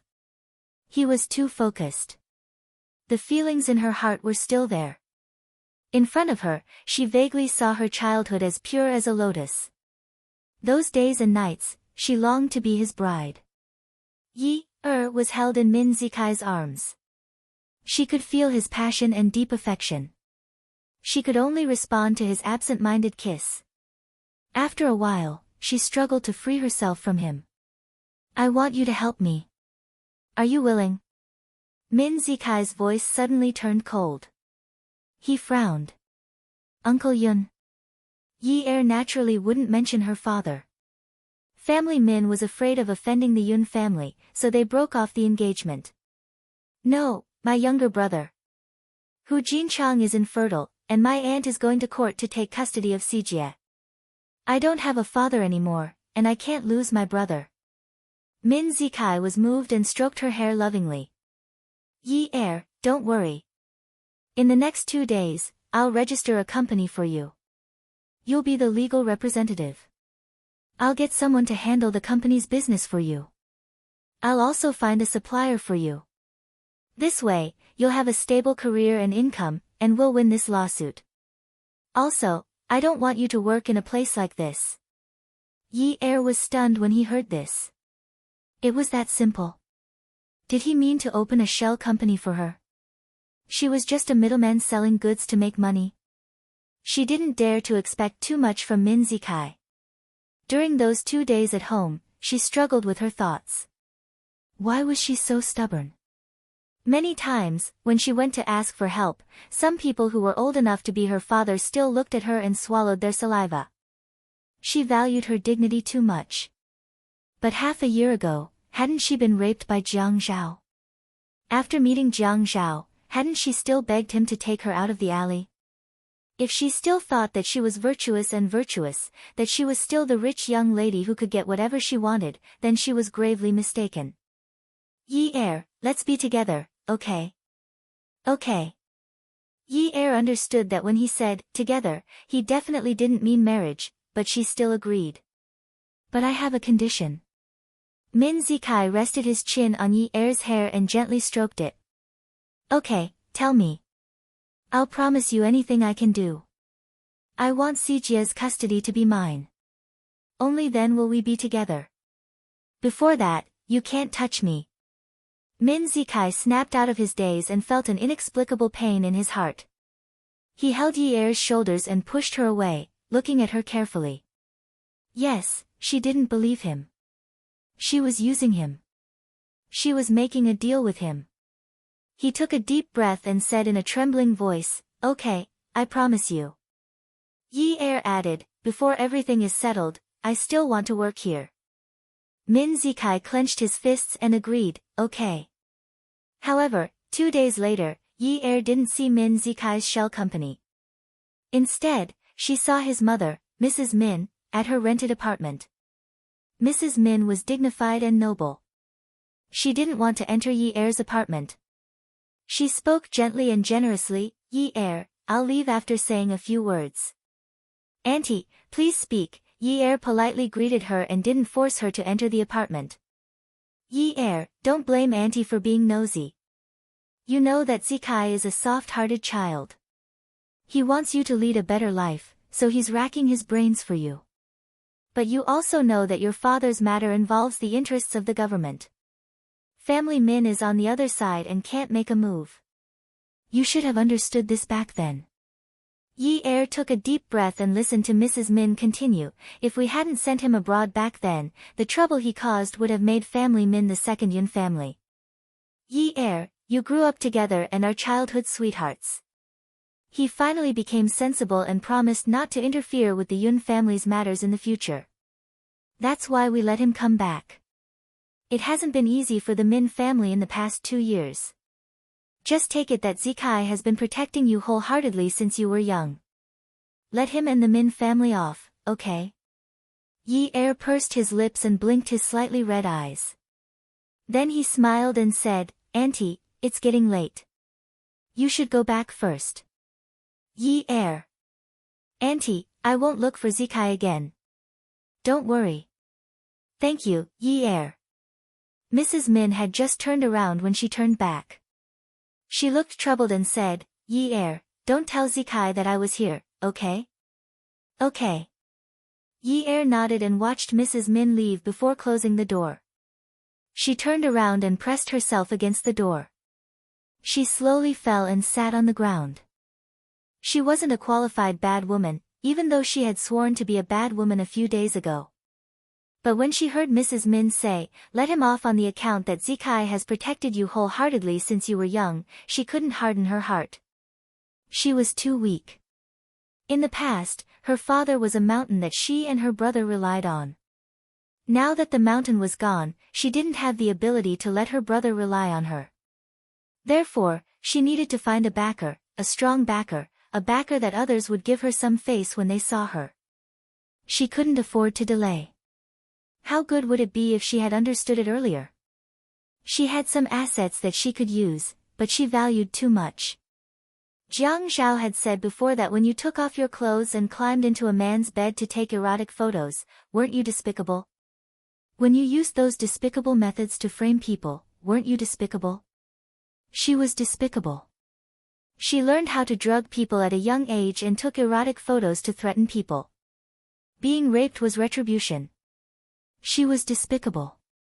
She used Zikai's feelings for her to negotiate a deal with him for custody of her brother. Mrs. Min came to her door to ask her to stay away from him. That was also retribution. She felt that at this moment, she was a typical slut who still wanted to build a monument to her chastity. Monument? She didn't want it. She took out her phone and dialed a string of numbers. The other party waited for a while before picking up. She stood up and slowly spoke to the person on the phone. After she was done, she hung up. Yi Er stood on the old balcony. The paint on the wall had peeled off in some places, and she could see the sand in the cement. Those peeled-off walls reflected the luxurious life of the past, forming a sharp contrast. She didn't expect to be as rich as she was in the past. She just wanted to be together with her family. Backer. She must find a backer. Even if the world scolded her, you slut. She must also find a backer. At night, the peerless beauty was busy but orderly. Yi Er began to dress herself up delicately. She no longer just went through the motions with the light makeup required by work. She would draw eyeliner, choose a relatively eye-catching lip gloss, and brush her eyelashes with mascara. Every time she gracefully carried a tray to deliver wine, her temperament, which was completely different from the girls who worked in the nightclub, would attract a lot of attention. She knew that after telling Min Zikai that she had severed ties with him and put his phone number on the blacklist, he would definitely come to this place to find her. If she could avoid him, then she would. If she couldn't, then he couldn't blame her. She couldn't possibly quit this high-paying temporary job, right? Although she had expected it, when she saw Min Zikai asking other waiters about her after delivering the wine, her heart still beat unsteadily. Although it was clear, under the dim lights of the nightclub, Min Zikai seemed to feel Yi Er's presence. He turned around and scared Yi Er into running away. The nearest private room was Zhao Jun. She knew that there was no one there today because the princess of this private room hadn't received the notice to start work. Awesome Novel, Songshu 566. Chapter 463. She pushed the door open and closed it gently. With her back against the door, she couldn't hear anything outside. Just when she felt that Min Zikai had left and was about to leave, she saw a function room on her right in the quiet private room. It was used to create a quiet environment for guests to discuss business. The sound of people talking came from inside. Two men. One of them spoke a sentence, while the other spoke after a while. She couldn't hear clearly. In a place like this, the waiters had to be blind and deaf. Otherwise, the consequences would be unimaginable. Realizing that she might be in trouble, she turned around and was about to escape when the tray in her hand fell to the floor in a panic. "Who's there? Who's there?" The two men shouted in unison. Before Yi Er could run, the door to the function room was slammed open. Yi Er's feet were covered in cold sweat. It wasn't because she had met Jiang Zhao, but because she had met Zhuang Yichen the other night but hadn't spoken to him. Jiang Zhao was used to being serious and cold, but Zhuang Yichen always gave people the feeling that he was ready to take action. The way he looked at Yi Er made her think of two words: kill to silence. I didn't hear anything. I didn't hear anything. Yi Er shuddered. From the way the two men looked at her, she could tell that they were talking about something important. They must have thought that she was eavesdropping on them. Yi Er saw Zhuang Yichen take a big step forward. His big palm looked like it had been through hell and was reaching for her. At that moment, Jiang Zhao moved even faster than Zhuang Yichen. Pia! A loud slap landed on Yi Er's cheek. She felt a burning pain. She was thrown to the ground by the man's strength. Yi Er's face was red with pain. This slap almost made her dizzy. Stars appeared and spun in front of her eyes. Her ears were ringing. Yi Er felt that she was going deaf. In the past year, although she had gone around begging for help and had even knelt down, she had never been hit by anyone. Since she was young, she had never been hit by anyone. And the man who hit her, she had even given her first time to him. I told you, I didn't listen at all. Before she could finish her sentence, she saw the man who had just hit her fall on her like a mountain. When he squatted down, his eyes were filled with hostility. When he pinched her chin and swung his palm over her face, Yi Er couldn't tell if the rust-like stickiness in her mouth came from her throat or from her mouth. Jiang Zhao. You're so cruel, so vicious. Yi Er wanted to wake up, but she didn't want to. She felt that this society was too realistic, cruel, and detestable. She would rather sleep forever, but what could she do if she didn't wake up? There was still her father and her brother. She tried to open her eyes a little. The color of the coffee was dark brown. Her eyes gradually opened. The light fixture above her head was a large square frame. All the lines were thin, dark brown wood. The bedding felt very high-end in the palm of his hand, and the color was dark. Yi Er felt that something was wrong. She didn't have this kind of taste.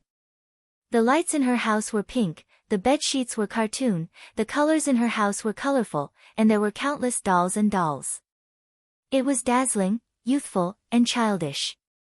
The walls in her house were not so clean, not so bright, and the paint was not so good. You're awake. She was scared out of her wits by this familiar voice. She had never seen Jiang Zhao wearing a t-shirt and casual sports pants before, and she didn't want to see it. Was she in his territory? With a hua-la sound, she lifted the quilt and wanted to jump off the bed, but with another hua-la sound, she hurriedly covered herself up, tightly covering her underwear body. You despicable bastard. You actually took off my clothes. Jiang Zhao held a glass of milk in his hand. Yes, because you're too dirty. I was afraid you'd dirty my bed. But don't worry, with your childish figure, I wouldn't be interested even if you took them all off, not to mention that you still have 3 parts to cover. Who's childish? Drink it. You haven't woken up for 2 days. Jiang Zhao handed the milk in his hand to Yi Er. She actually slept for 2 days. Thanks to you. Yi Er gritted her teeth angrily. She tilted her head and saw that her clothes were neatly folded on the bedside table. Everything in his house was neatly arranged. Weird. She stretched out her snow-white arms, pulled her clothes over, and got under the quilt to put them on. After Yi Er was dressed, her little face was red and her hair was messy. She crawled out of the quilt and looked at the man who was still standing in front of the bed, looking at her coldly. He was tall and his gaze was sharp and cold. Why did the heavens make this man so good-looking? Why didn't they let him grow up to be ugly? What a waste of a heavenly gift. Yi Er looked at Jiang Zhao and sneered. Her eyes were full of sarcasm. You're really kind. Should I thank you for not killing me with a few slaps? She touched her face. The moment she touched it, it was like that night when he gave her a hard slap. One slap wasn't enough. He squatted down and gave her a few more slaps. Until she fainted. Jiang Zhao bent down to put the milk on the bedside table. Seeing that Yi Er didn't drink it, he took a sip and pulled out a tissue to wipe his mouth. You should thank me. You. Yi Er wanted to get up, take the clock from the wall, and smash it on his head. Revenge. Jiang Zhao turned sideways and narrowed his eyes at Yi Er. There was a faint smile on his face. If it weren't for me, perhaps Yun Yi would have disappeared from the face of the earth. Do you think that Zhuang Yichen would have been gentler than me when he hit you? If it weren't for me, do you think you would have the energy to be angry with me? Yi Er was stunned. After being pointed out, she immediately understood. At that time, Zhuang Yichen's gaze clearly wanted to kill her. But wasn't Jiang Zhao afraid that she would overhear something? Why did you help me?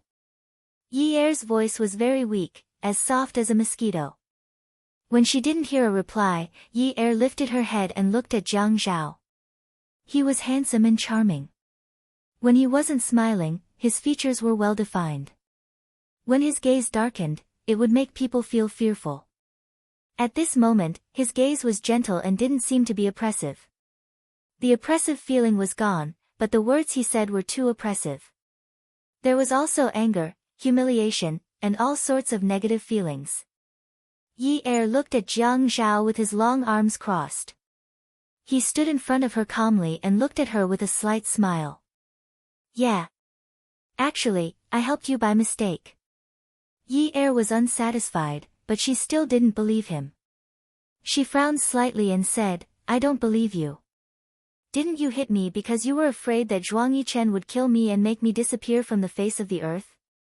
Jiang Zhao pursed his lips and shrugged, denying it. Well, I'm a high-ranking government official. I can't just stand by and watch Zhuang Yichen commit a crime. My position doesn't allow me to do so. Actually, I mainly wanted to help him. Who knew that I would end up helping you? I'm not related to you in any way, so why should I help you? Do you really think that I love the people like my children? As he said that, Jiang Zhao actually laughed again. Looking at Yi Er's pale expression, his smile became even more obvious. You threatened me before, and I already hated you. In the end, I met you again under such circumstances. Seeing that someone was about to hit you, I thought that I couldn't let go of such an opportunity. Since you're going to be hit anyway, why don't you let me have some fun? It's not very gentlemanly to hit a woman normally, so I can choose a good person to do it for you. Since I can save your life and vent my anger, why shouldn't I hit you? Jiang Zhao. Yi Er roared and jumped up from the bed. She picked up a pillow and threw it at Jiang Zhao. She felt that if she had a shovel next to her, she would pick it up and dig up his family's ancestral grave. Following that, Yi Er jumped down from the bed and raised her hand to slap Jiang Zhao. To think that she was touched. To think that she still felt that she owed him her life. To think that she still thought that he had some humanity left in him. Thinking about all the things that happened in the past, she was the one who started it. She was the one who started it all. She wanted to officially write it off with him. In the end, this guy was a bastard.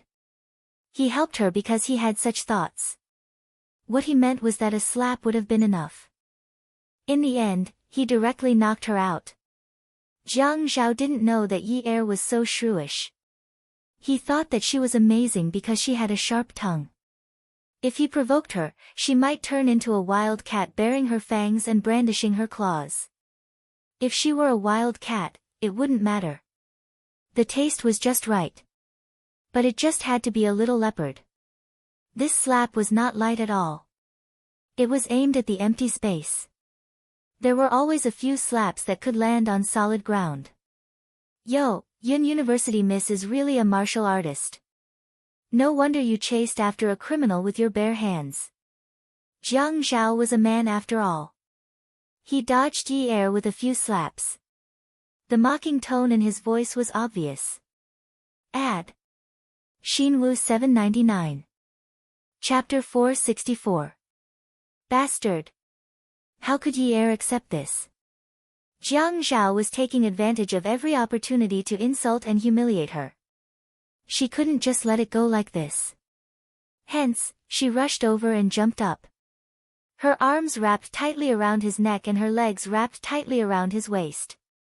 Now her arms and legs were tied tightly. She couldn't let go of him. How could she let go of such an animal? She wasn't doing this out of selfishness. She was doing this for the sake of the people. Look at how he always looked like he was worried about the country and the people, but in reality, he was a living example of a villain. With this thought, she lowered her head and opened her mouth to bite Jiang Zhao's neck. She felt like she was going to break his neck with this bite. She was going to bite him until he died. She was going to bite him until he had dementia.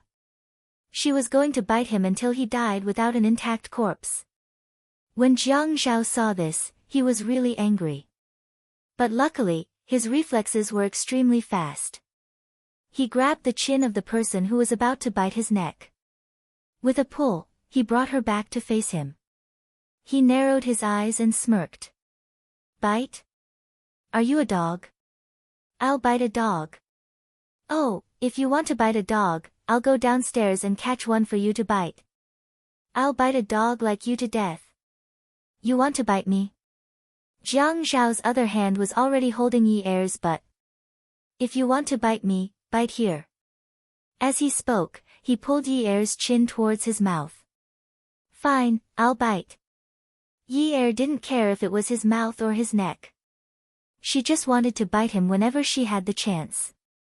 She wanted to bite him until he turned into mush. In the end, she opened her mouth wide. Before she could get close, Jiang Zhao changed the direction of his hand. He was originally holding Yi Er's chin, but he suddenly loosened his grip and pinched her cheek. With this pinch, Yi Er couldn't close her mouth. She could only stare with her eyes wide open and moan, "Oh, oh, oh." She couldn't even speak normally. When Yi Er jumped onto Jiang Zhao's body, his expression had already changed.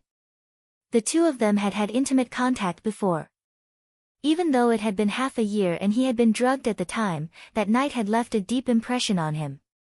Whenever he saw Yi Er, he would always think of how wild he had been that night and how satisfied he had been afterwards. However, he was a man with strong self-control. He had never thought of looking for her, nor did he think that they would meet again. When they met later, he also felt a little guilty. After all, she was still young. The men of the Jiang family had been very strict since they were young. Grandpa always said that only through suffering could one rise above others. People who couldn't control themselves couldn't achieve great things. Money, beauty, and the temptation of power. One would always lose big for small gains. A woman like Yunyi was like a thorn. She might be beautiful and dazzling, but he couldn't touch her. The reason why he couldn't touch her couldn't be more obvious. After Grandpa found out that he had spent a night with her at the Qin Palace, he even reminded him from the side, "You can't touch the Yun family's matters. You can't break the balance of this magnetic field." How could he not know that this woman couldn't be touched? However, she was wrapped around his body and even wanted to bite him with that seductive little mouth of hers. Yun Yi. Jiang Zhao gritted his teeth. I advise you not to move anymore. Yi Er was still angry. She loosened her hand around his neck and freed herself to pry Jiang Zhao's large palm away. As Yi Er moved, Jiang Zhao already felt his heart beating faster. After all, this position was too much. He suddenly remembered that when he brought her back that day, he took off her clothes and used a towel to wipe the dirty parts of her body before throwing her on his bed. The 19-year-old girl also had a good figure. Although it wasn't exaggerated, it was rare for her to have a well-proportioned body. The fragmented images in his mind were all of those charming and seductive scenes. Okay, I'll let you bite me to your heart's content. Let's see who can bite who. After Jiang Zhao finished speaking, his eyes overflowed with a sinister light. He took a step forward and fell forward on the large bed, firmly pressing Yi Er under him. Yi Er used her hands and feet, punching and kicking like a fish in shallow water. She couldn't catch her breath and let the man's tongue wreak havoc in her mouth. When her fists hit his back, it was like hitting an iron plate. She wanted to bite off his tongue, but her cheeks were pinched painfully. She couldn't even bite her own tongue to commit suicide, let alone bite him. Yi Er's little mouth twitched, looking like she was about to cry. This expression made Jiang Zhao stop. Just as he relaxed his grip, Yi Er took the opportunity to pry Jiang Zhao's hand away. She looked pitiful and said in a sobbing tone, "Uncle, don't be a hooligan." Jiang Zhao frowned. A woman who had slept with him called him uncle. Other than being old, what other hidden meaning could there be? Of course, he was angry. What? Don't tell me you don't think I'm a hooligan. I remember you always called me a pervert. Seeing that Jiang Zhao's mouth was about to come closer again, Yi Er said anxiously, "But uncle, you should be a hooligan with good manners. You're someone who's educated." Jiang Zhao's expression was still nonchalant. "Of course I understand the importance of cultural knowledge in a modern hooligan. Don't you think I'm a hooligan with good manners? Otherwise, why would you sleep on my bed naked for 2 days?" Yi Er thought about the meaning of his words and asked tentatively, "Uncle, you mean to say that you let me sleep on your bed for 2 days so that I'll taste better when I wake up 2 days later?" He snorted. Intuitively speaking, yes. After all, a dead fish isn't interesting, and the mark on your face hasn't disappeared. It's an eyesore.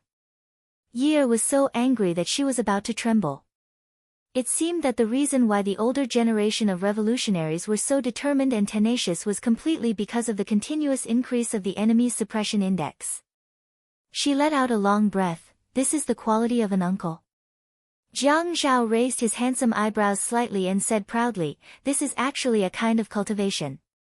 Cultivation? He said he was cultivated. Cultivation my ass. Why couldn't she win against him? Yi Er was still pinned down and couldn't get up. She could only pinch Jiang Zhao's clothes and then clasp her hands together to beg for forgiveness. "Uncle, please don't play with me, okay? I can't continue with this psychological warfare. I've lost to you. I beg you, let me go. I'll follow your lead in the future and won't dare to have any disrespect." Jiang Zhao's expression was unreadable. He shook his head. "Your words can't be trusted." Yi Er was anxious. "Why can't my words be trusted?" Jiang Zhao sneered. "One night, I don't know what happened, but I saved a little B*****'*''''''''''''''''''''''''''''''''''''''''''''' That little B******* also said that from then on, I was her benefactor and that she wouldn't retaliate if I hit her or scold her. But you don't know, that little B** is now riding on my head." Yi Er was wondering why Jiang Zhao didn't just go off with a big bomb and directly transmigrate to the imperial palace to become an official and the head of the eunuchs. He actually called her a little B*****. But the expression on her face was still obsequious. "Isn't that because she's young and immature?" Jiang Zhao said innocently, "But she's already an adult." Yi Er said again, "Uncle, you see, your teeth are good. I'm too tender and can't chew on it. A mature woman is good. A mature woman has a good figure, good taste, and chewy. In Uncle's mouth, she'll definitely be delicious." Jiang Zhao looked into Yi Er's eyes. The stars in her eyes were shining brightly.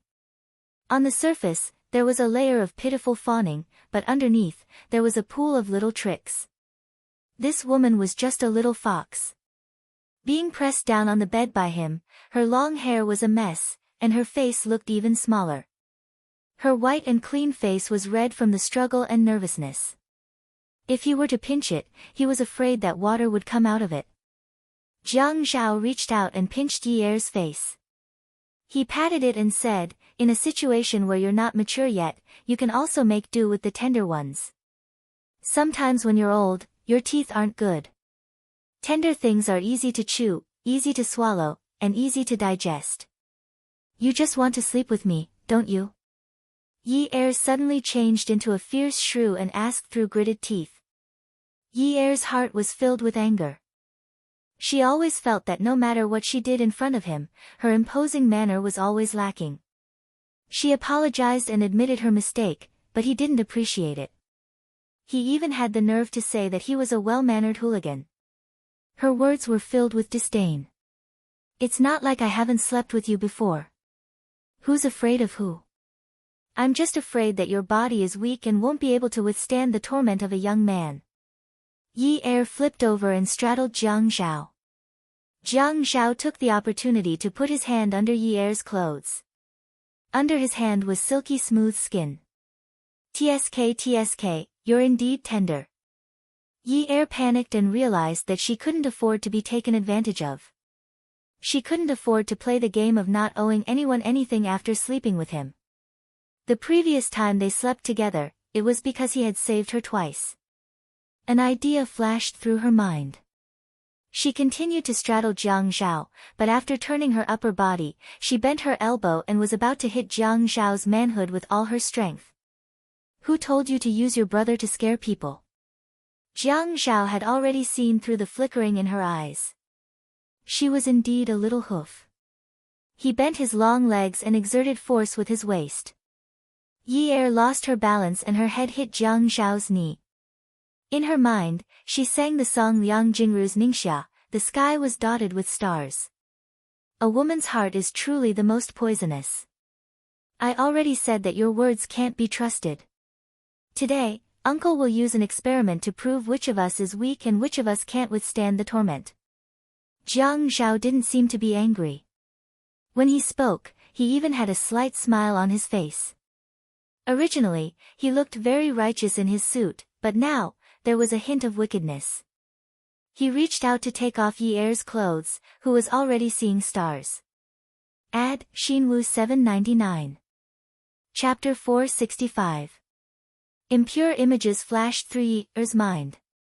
For example, that night when he stripped naked and rode her, his brother saluted her with pride and arrogance.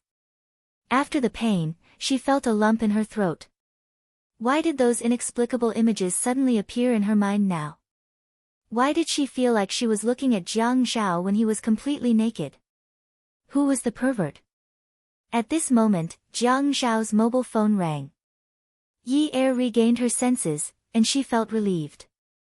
Jiang Zhao heaved a sigh of relief at the same time. This call came at the right time. He does not want to continue playing with this girl. Jiang Zhao looked at Yi Er cautiously. Yi Er felt a lot more nervous after being stared at. She sat up and watched as Jiang Zhao stood up with a cold expression. He walked to the window and picked up the call. He drew the curtains. The sun was already shining brightly outside, and it rushed directly into the bedroom. Subconsciously, she covered her eyes and rubbed them for a while. Then, she moved her hands away and looked at the back of the person by the window. The sunlight was like a huge lotus, releasing thin strands of water that sprinkled all over his body. In an instant, they blended together and made his silhouette overflow with light. He was tall and straight, with a sense of valiance. Actually, he was not that bad. If he was really that bad, she would hate him like how she hated her youngest aunt, Zhou Yan. She was just a little afraid of him and was not willing to accept it. He answered the call and did not say much. Yes, no. You don't have to worry about this. I know what I'm doing. Yes, I promise. He only said a few words, and it was the same as when she first met him. He was cold and did not know how to joke. Jiang Zhao turned and walked towards Yi Er. Yi Er sat on the bed and moved back a little. After that, she jumped off the bed and stood far away from the bed. She did not want to have a conflict with him.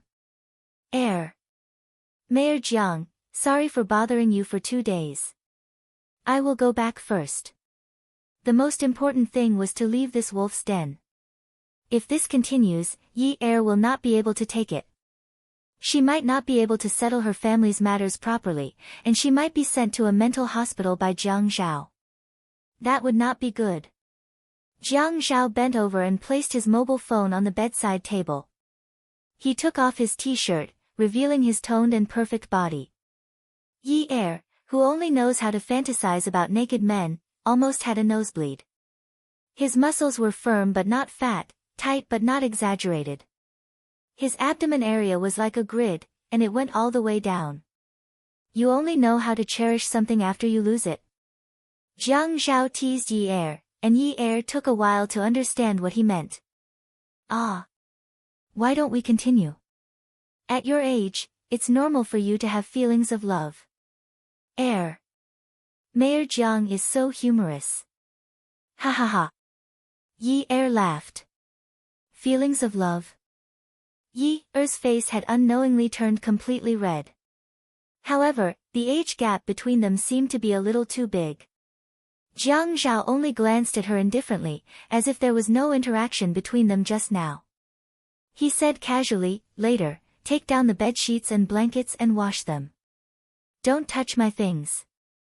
After saying that, he walked to the wardrobe and opened it.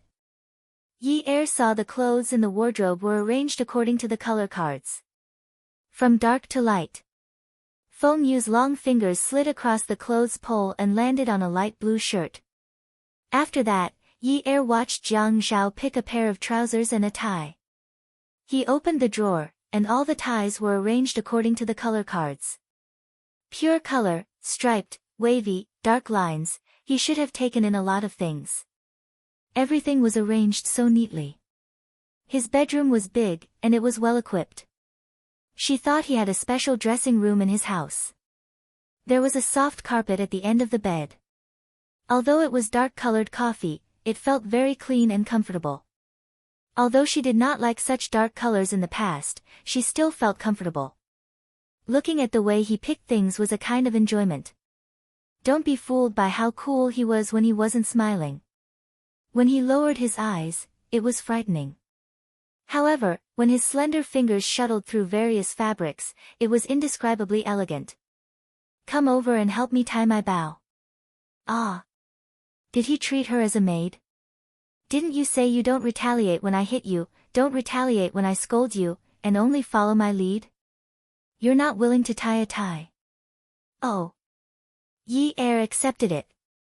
She walked over and helped Jiang Zhao tie the tie. Standing in front of him without high heels, she felt that she should be 5 centimeters taller. Is there a washing machine at home? Yi Er asked as she stared at the tie. She should wash the blanket. She slept in his bed. Don't tell me you want to wash it by hand. Yi Er complained. Did this person have to look like he would not stop until he choked her to death? She pulled the knot of the tie in her hand into the right position. Yi Er reached a finger into Jiang Zhao's collar. It shouldn't be too tight. Oh, then I'm done. Do I pull the door open or do I need to lock it with a key? Jiang Zhao walked to the full-length mirror and looked at it with satisfaction. He did not turn his head and only asked calmly, are you leaving? Of course. Was she going to stay here and wait for him to come back and tease her? Now that she thought about it, he must have teased her on purpose. Otherwise, he could have hung up and continued. But he did not. Jiang Zhao walked to the bedside table and picked up the phone. Holding it in his hand, he said in a forceful tone with a hint of warning, you can't leave. Not only can you not leave, but you can't reject the beauty at work for the next few days. You can't go downstairs either. There's a lot of food in the fridge. Make yourself some food. Yi Er could not help but feel nervous. Why? Jiang Zhao's tone was calm as if he was talking about something trivial. It's not a good time for you to meet Zhuang Yichen. It's also not a good time for people to know that you left my apartment. It's best if you don't cause trouble for me. Her heart trembled. He wants to get rid of me. Jiang Zhao had already reached the bedroom door. When he grabbed the cold handle of the door, he suddenly turned around. He exuded a cold aura that had not been seen in a long time. His eyes were as deep as the sea and there was a hint of coldness in them. He stared intently at Yi Er's eyes and asked coldly, what did you hear at the door that day? Yi Er's heart trembled when she recalled Zhuang Yichen's murderous gaze that night. She hurriedly waved her hands and explained, I really didn't hear anything. I swear. I went in to avoid Min Zikai. Also, your door was closed. The beauty's soundproofing was so good. I couldn't have heard anything. Jiang Zhao relaxed his gaze and said, it's useless for you to say that now. You don't believe me. He had said that her words could not be trusted. Jiang Zhao did not answer her directly. Whether I believe you or not is one matter. Whether Zhuang Yichen wants your life or not is another matter. Yi Er's face turned even paler. What serious matter would he want my life for? You're the magistrate. How could you allow him to do this under your nose? Jiang Zhao smiled and asked in return, what if he didn't do it under my nose? Yi Er did not dare to ask in detail. Her father had taught her since she was young that sometimes, the less she knew, the better. Sometimes, she had to pretend not to know even if she knew.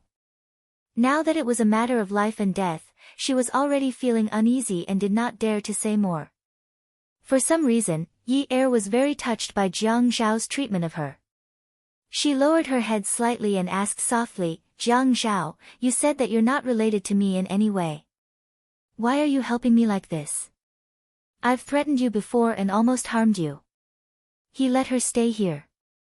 Wasn't he afraid that she would harm him? Did this mean something else? However, Jiang Zhao said, there are some simple things that you don't have to think about so much. Yi Er looked at him but could not see anything. Why did a man's eyes have to be so deep? They were like the bottomless sea and also like a forest where one could not see the path ahead. If she continued to look at them, she would be lost. It was really a beautiful forest. After Jiang Zhao left, Yi Er started to remove the blanket that she had slept in. In the past year or so after the Yun family collapsed, she had naturally done all the housework. However, the house was too clean. The master bedroom, guest room, living room, dining room, kitchen, there was no place for her to do anything. After washing the blanket and drying it, she could not find anything else to do. Yi Er lay on the sofa and looked at the clock on the wall. In the quiet living room, only the ticking sound of the clock's hands could be heard. Her mind was filled with images of Jiang Zhao teasing her and those seductive abs. One look and she could tell that he was so powerful. She was shocked to find that she was thinking about spring. She had a feeling that Jiang Zhao was helping her because he liked her. Even though he was much older than her. Oh my God. This was terrible. In the past, she had never thought that she would interact with a man who was so much older than her. Luckily, he was handsome, tall, and had a great figure. Actually, he was not sharp-tongued. He was just humorous. Yi Er shook her head forcefully and covered her burning face. No, she could not think about it anymore. If she continued to think about it, she would die of embarrassment. Yi Er curled up on the sofa and bit her fingers. She frowned and hated herself. Yunyi, can't you be more mature? Have you never seen a man before? You are so useless. Yi Er thought that Jiang Zhao would come home for dinner, but he did not.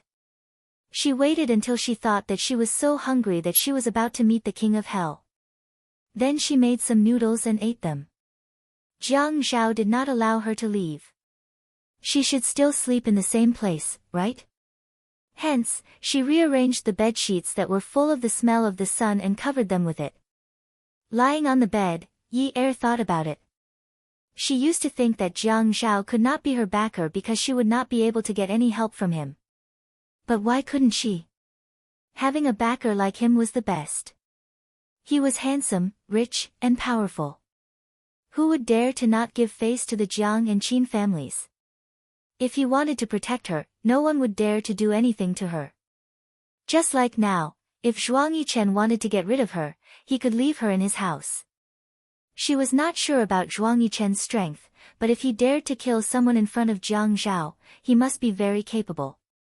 But wasn't the second young master of the Zhuang family not favored? Could it be that the rumors were wrong? Jiang Zhao and Zhuang Yichen seemed to have a special relationship. Were they plotting something that night? Were they afraid that she would overhear something that made Zhuang Yichen want to kill her? Could it be that there was a secret between him and Jiang Zhao? Awesome novel, Hengcha 866. Chapter 466. Could it be that Zhuang Yichen can kill someone so easily? He dares to let the deputy mayor know about this? No, no. Jiang Zhao had said that Zhuang Yichen does not have to do this under his watch. That means Jiang Zhao did not participate in this and did not see it. That means he can ignore it. Is this what he means? When Yi Er thought of this, she did not dare to think further. She felt a chill down her spine. Seems like it will be hard for her to stay alive if she goes out like this. She still needs to bring her younger brother to visit her father on Saturday. What should she do? Should she stay here for the rest of her life? No. She must go back as soon as possible. Barefooted, Yi Er walked to the window and gazed at the night sky that was as blue as ink. The stars twinkled one after another. She suddenly felt that she was just a star in the vast universe, the kind that couldn't reflect the sunlight. It was too lonely. When she thought about the danger she is in, she felt terrified. She looked at the time on her phone. It's already 1 a.m. She called Jiang Zhao, but no one answered. She called again. Just when Yi Er thought something had happened to Jiang Zhao, the phone was picked up. It was a man's lazy voice, as if he was sleep-talking. Hello. Are you sleeping? There was a small flame that was ready to ignite. She was still worried about him. Nonsense. Aren't you sleeping at home? The man on the other end of the line replied impatiently. Of course, I am sleeping at home. Beep, beep, beep, beep, beep, beep, beep, beep, damn. Yi Er threw her phone on the bed. She was touched for nothing. This guy is a crafty rabbit with 3 burrows. No wonder the house is so clean. He is not here to stay. Yi Er suddenly realized that she is very irritable and irritated. She shook her head, kicked the bed, and hit the pillow. She still can't vent her anger. Ah! Ah! She screamed twice. Who is your backer? Damn your head. He is not interested in her at all. The more Yi Er thought about it, the angrier she got. She was so angry that she huffed and puffed. She picked up the phone and dialed the number again. After a while, the call was picked up. Before there was a sound, she screamed angrily, I don't want you to care. Whether he's dead or alive is none of your business. I'm leaving. Yi Er hung up the phone and turned it off. She didn't know what was wrong with her, but she was furious. Although she said that she was leaving, she put on her clothes and combed her hair slowly. After tidying up for an hour, she finally finished putting on her clothes. What did he think he was? A bunch of old bones. She didn't even like him. Humph. Yi Er slammed the door and even kicked the iron door angrily. I-oh. She called out. How silly. Did she forget to wear her sandals? Idiot. After leaving the neighborhood, Yi Er realized how willful she was. It was not just expensive to go back in the wilderness. There weren't even any taxis. But he couldn't go back to Jiang Zhao's house. The door was locked. Should he go back and squat at the door? How embarrassing. It was late at night in the middle of summer in the suburbs. It wasn't stuffy at all. Instead, it was pleasantly cool. The chirping of insects was endless. But the more it was like this, the quieter it was. Yi Er couldn't help but look around. The thumping sound in her heart had already drowned out the chirping of the insects. This place was in the northern suburbs. She lived in the west. How long would she have to walk? Moreover, there was a stretch of road without any buildings. It was too scary. There were a few cars parked by the roadside. It was a black mid-range car. There were 2 men in the driver's seat and the passenger's seat. One had a full beard, and the other had a short scar on his nose. They didn't seem to be resting. Their gazes were like nighthawks searching for their prey. It made one nervous. The car window was open 3 fingers wide. Yi Er had just walked over when the man with the short scar lifted his chin at the man with the beard. Boss said that we can't dirty this place. The man with the beard stared at the rearview mirror with murderous eyes and nodded. The more Yi Er walked, the more flustered she became. She couldn't take it anymore. She really didn't dare to walk at night. It was too scary, especially after the incident of her bag being robbed. Behind her, she heard the sound of a car engine revving. Thinking it was a taxi, she was overjoyed. She walked to the road and was about to turn around to hail a taxi. But when she saw that it wasn't a taxi, she put down her hand. But the car suddenly sped up and charged straight at her. No, the car's license plate was blocked. Yi Er's heart was beating wildly. She was so nervous that her fists were trembling. She took a deep breath, turned around, and ran. Jiang Zhao was right.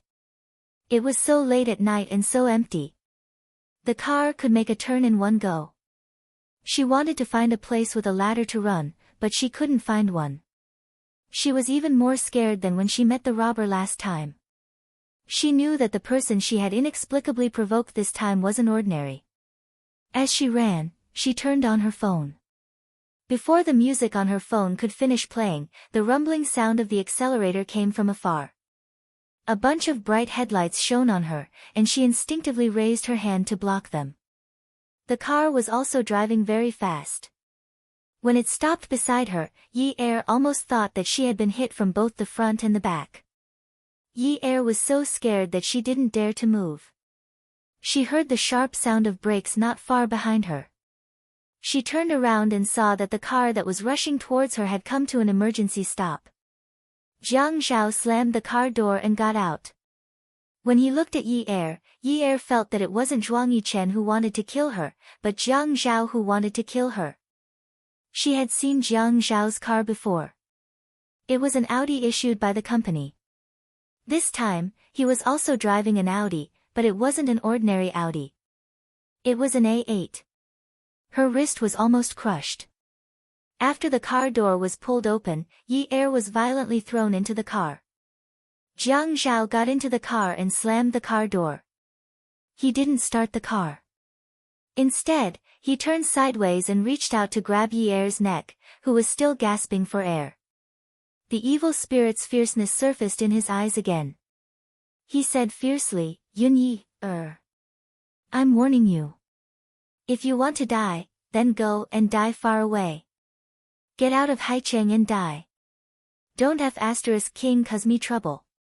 This was the first time Yi Er had heard Jiang Zhao scold someone, and he used such a fierce attitude. He actually told her to go and die.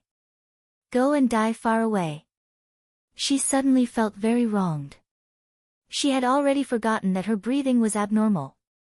She grabbed Jiang Zhao's hand, and with reddened eyes, she used a very loud voice to hide her sadness. "So what if I die? Wait for me to buy insurance for my brother, then I'll go and die somewhere else. I won't cause you any trouble. You people can control people however you want. I'm also living a life worse than death after being tortured by you people." Jiang Zhao gritted his teeth and cursed under his breath. His large hand flung Yi Er's neck away, and he looked at the mid-range car in the rearview mirror. He took out his cell phone and dialed a number. He glared at Yi Er, and Yi Er didn't dare to make another sound. Jiang Zhao's face seemed to be wearing a thick metal mask. There was no warmth, only coldness. He held the phone and said in a deep voice, "I said I'd guarantee it, but you actually asked someone to come here. It looks like my reputation is really worthless. This won't do. I have to hear your promise." Jiang Zhao hung up the phone and didn't say anything. He kept staring at the rearview mirror until he saw the car turn around and leave. Only then did he start the car. The car stopped in front of the old residential area. The man didn't look at the person beside him and said coldly, "You can go to work tomorrow as usual. Without instructions to clean and serve the private room, employees are forbidden from entering, right?" Yi Er nodded hesitantly. "Get out of the car." Before she could say thank you, Yi Er was already chased out by Jiang Zhao. It looked like he hated her very much. Yi Er tossed and turned all night and didn't sleep well. Early the next morning, she received a court summons. Looking at the contents of the summons, it turned out that Zhou Yan was also afraid of changes. Otherwise, why would she act so quickly? Yi Er put on her clothes and went straight to Elfin Photography. She had to talk to someone. Elfin Photography, on the 2 floors, was not small. A set of photos ranged from a few hundred to a few thousand yuan. The profit margin was also very high. She asked her assistant and photographer along the way and finally found Zhengling in her office. Zhengling still liked to dress loosely. She was tall and looked like a girl who grew up in Jiangnan. She was very beautiful and always had a kind of enthusiasm. Countless models who were photographed by her were willing to smile at her camera. "What's wrong?" Zhengling asked carefully when she saw Yi Er's serious expression. Yi Er sat on Zhengling's desk with her shoulders slumped. Frowning, she explained clearly about the court summons. Zhengling also lifted her butt and sat next to Yi Er. She slammed the table and said, "Is there no law?" Yi Er said, "Those with power and influence are the law." Min Zikai originally said that he would help me set up a company. This way, I would have a stable income and it would be easy to get custody. But his mother came looking for me. I don't dare to use the money from selling the house to start a business. What if I lose money? Zhengling thought for a moment and said with a relaxed expression, "Yi Er, I'll give you shares. You will have a business. This way, you can win the lawsuit." Yi Er was suddenly delighted. "Really? Then after this lawsuit is over, I'll transfer the shares back to you." Zhengling shook her head and waved her hand. "No, no, no." She reached out and held Yi Er's shoulder. She said sincerely, "Yi Er, you lent me the money to open this studio. In the beginning, I said that I would let you invest in it, but you refused. I've always wanted to help you, but every time, I've been more of a hindrance. If I can help with Si Jie's matter, I'll feel better." Yi Er refused to accept it no matter what. Zhengling jumped down from the table and flared up. "Yun Yi Er. Our family is already doing very well. Why are you so stubborn?" At this moment, the half-closed door was pushed open. It was Mother Zheng. When she saw Yi Er, the smile on her face grew to the corners of her eyes. "Yi Er, it's great that you're here. Auntie made stewed meat with bamboo shoots for lunch. Let's eat together." Mother Zheng turned her back to Yi Er and glared fiercely at Zhengling. Zhengling immediately felt extremely awkward. Zhengling wanted to pretend that she didn't see it, but Mother Zheng pulled her into the room. She could only smile apologetically at Yi Er. Mother Zheng smiled eagerly at Yi Er. "Yi Er, wait for Auntie. Say a few words to Ling Ling." Yi Er smiled and nodded. Then she heard Zhengling trying her best to lower her voice. "Mom, what are you doing?" "What am I doing? If I didn't come, would you have given this studio to someone else?" "Huh?" Zhengling was frustrated. "How is that giving it away?" "I'm just giving Yi Er some shares. This way, she will have an income and Si Jie's problem will be solved." Welfare, Xinwu 799. Chapter 467. Mother Zheng spat. "Give her some shares." "Huh? You make it sound so easy. Don't think that I don't understand just because I'm uneducated. Do you think shares are something that can be given out so casually? If I give it to you, you'll have to give her dividends every year. I'm your biological mother. Why don't you treat me better?" "Huh?" Zhengling said confidently, "Yi Er needs money now. Sharing the money can help her. There's nothing wrong with that. Do you think you can help the Yun family just because you want to? Have you forgotten how the Bureau of Industry, Commerce, Taxation, Fire, and Labor came looking for you half a year ago? I told you that it must be Yun Ye's bad luck, but you still fought for it. When the time comes, you won't even have porridge to drink. Let's see what you can use to show off." Mom, have you forgotten how I started? I haven't even finished my first year of high school and you can't afford it. Even when I found an 800 yuan job, people complained that I didn't have a diploma. If Yi Er hadn't lent me money back then, we would still be living on welfare. How would we have the money to buy a house and a car? Mom, you can't forget your roots. You can't be ungrateful. Zheng Ling's heartfelt words didn't move Mother Zheng. Instead, her words became sharp. She deliberately looked outside and said in a strong voice, "Forget your roots? What roots? Didn't you already return the money to her? It's not like you cheated her of her money. What's more, was money enough to start a photography studio? Your mother woke up early and worked late every day to save money for you. Who cleaned the place in the beginning? Who cooked for your employees? Was it all thanks to her alone? She lent you money because she pitied you. What was 1,000,000 yuan to her in the past?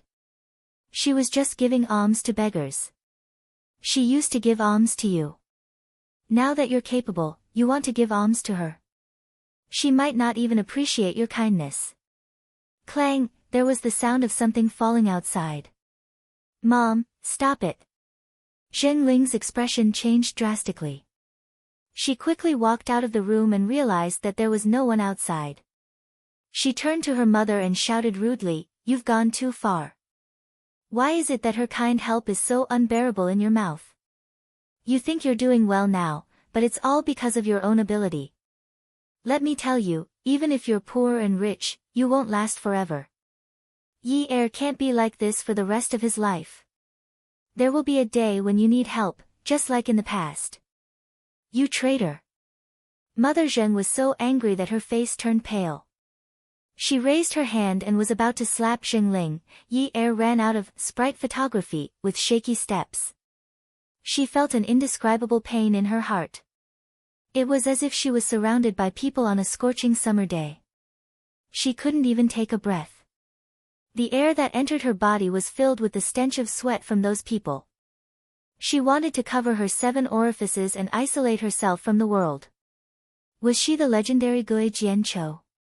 Every time Mother Zheng saw her, she would smile like a blooming flower. She originally thought that there was still someone who treated her differently. However, Mother Zheng said that she was trying to send a beggar away. Even now, she had become a beggar. What was wrong with human nature? Why couldn't she understand it even though she was so realistic? Selfishness was the root, and protecting one's own interests was an instinct. Sad but not crying. Above her head were dense sycamore leaves. The boy's voice was like a mountain spring in summer, dripping into her ears. Her nose was filled with the faint smell of licorice mixed with oil paint. She actually walked here, the art street that was shaded by sycamore trees. People who sold calligraphy and paintings were the most popular. Yi Er turned to look at the boy and smiled. "I haven't met anything that can make me so sad that I have to cry." The sunlight that leaked through the gaps of the leaves shone on the boy's head. He stood in front of the drawing board. He was tall and slender, with fair skin and elegant facial features. He was wearing a cotton short-sleeved white shirt and light-colored thin jeans. He was so beautiful that he looked refined. His body was stained with fine paint, but you would think that he was exceptionally clean. What kind of family could raise a boy with such a pair of eyes? They were clear and pure, as if they were not tainted by the mortal world and did not understand filth. It made people jealous. The boy bent over to wash his hands in the bucket. He had a nobility that did not match a poor artist. He spoke slowly, "I haven't seen you here in a long time." Yi Er stood on her tiptoes and looked at the work on the boy's drawing board. "Yes, I've been busy recently." "Have you sold your paintings?" The boy turned to pack up the drawing board. "I can't meet such a generous customer like you who doesn't know how to appreciate things." Yi Er chuckled. "Artists really don't know how to do business. Do you feel bad praising your customer for having good taste?" The boy hung the drawing board on his bicycle. "But you really don't know how to appreciate things. You can't understand my paintings at all." Yi Er deliberately snorted. But it's fine as long as I have the money to buy them. If I don't understand, I can pretend to understand. I can make others think that I understand. That's fine. It's really a headache for an artist like me to meet a customer who stinks of money like you. Yi-er saw that the boy was packing up the stall. She helped him pour the water out of the bucket and put it into a tool bag. She hung it on the bicycle. Don't worry about it. I don't have the spare money to give you a headache recently. It's fine that you didn't sell your paintings. I wanted to extort a cup of tea from you. Looks like it's over. The boy pedaled the bicycle and held the front of the bicycle. Let's go. I met a nouveau riche who doesn't know how to appreciate things like you yesterday. It's enough to drink tea for a month. Yi-er wrinkled her nose. Then you still have to pay the rent. When you have the money, I'll sell you another one. Then I'll have the money to pay. Yi-er liked to look into the boy's eyes. They were clear and cold. It was so nice. They were talking about such unscrupulous things, but he could talk about it with the grace of an immortal. Yi-er sat behind the boy's bicycle. The wind blew her long hair up, just like her current mood. She smiled and asked him, "Hey, have you ever been in a predicament where you have no way out?" The sun shone on the boy's body. His eyes were overflowing with a gentle halo, but his words were firm and confident. No, because there's always a way out. Even if there's no way out, you can still find a way out. No matter if it's you or someone else, where there's a foot, there's a way out. Yi-er's heart couldn't help but tremble. She quietly closed her eyes. The boy's words were soft but strong. Yi-er returned home from the art street after drinking the worry-relieving tea. She was in a much better mood. She put on powder, put on makeup, chose a small spaghetti strap, and matched it with a half-length dress. This way, she wouldn't look so wild. She let her long hair down and pinched a strand from her ears and temples. She pulled her hair back and tied it into a small bun. Her reflection in the mirror made her look ladylike. She didn't know if this dressing was appropriate. There was always a way out. How could there be no way out? What did it matter if it was her own foot or someone else's foot? As long as that path led to the top of the mountain, what did it matter if it was her own foot or someone else's? Yi-er had just changed her clothes when someone knocked on the door. The person who called was Zhengling. Zhengling's eyes were red and swollen, and there were finger marks on his face. Yi-er took a deep breath and pulled Zhengling to sit on the simple sofa. She reached out to touch his face and frowned. What's wrong? Zhengling was a little embarrassed and smiled stiffly. I ran too fast on the way to find you and got hit by a tree branch. Seriously, I don't have eyes when I walk. Yi-er's nose twitched. Did Mother Zheng hit you? Zhengling knew he couldn't hide it and was very angry. I can't be bothered with her. She's a crazy woman. Anyway, she hit me a lot and always said I was a waste of money. Fortunately, I've been able to earn money these few years, so she treated me better. As she spoke, she took out an agreement from her bag and handed it to Yi-er. This is the share transfer agreement. I downloaded the simplest one online.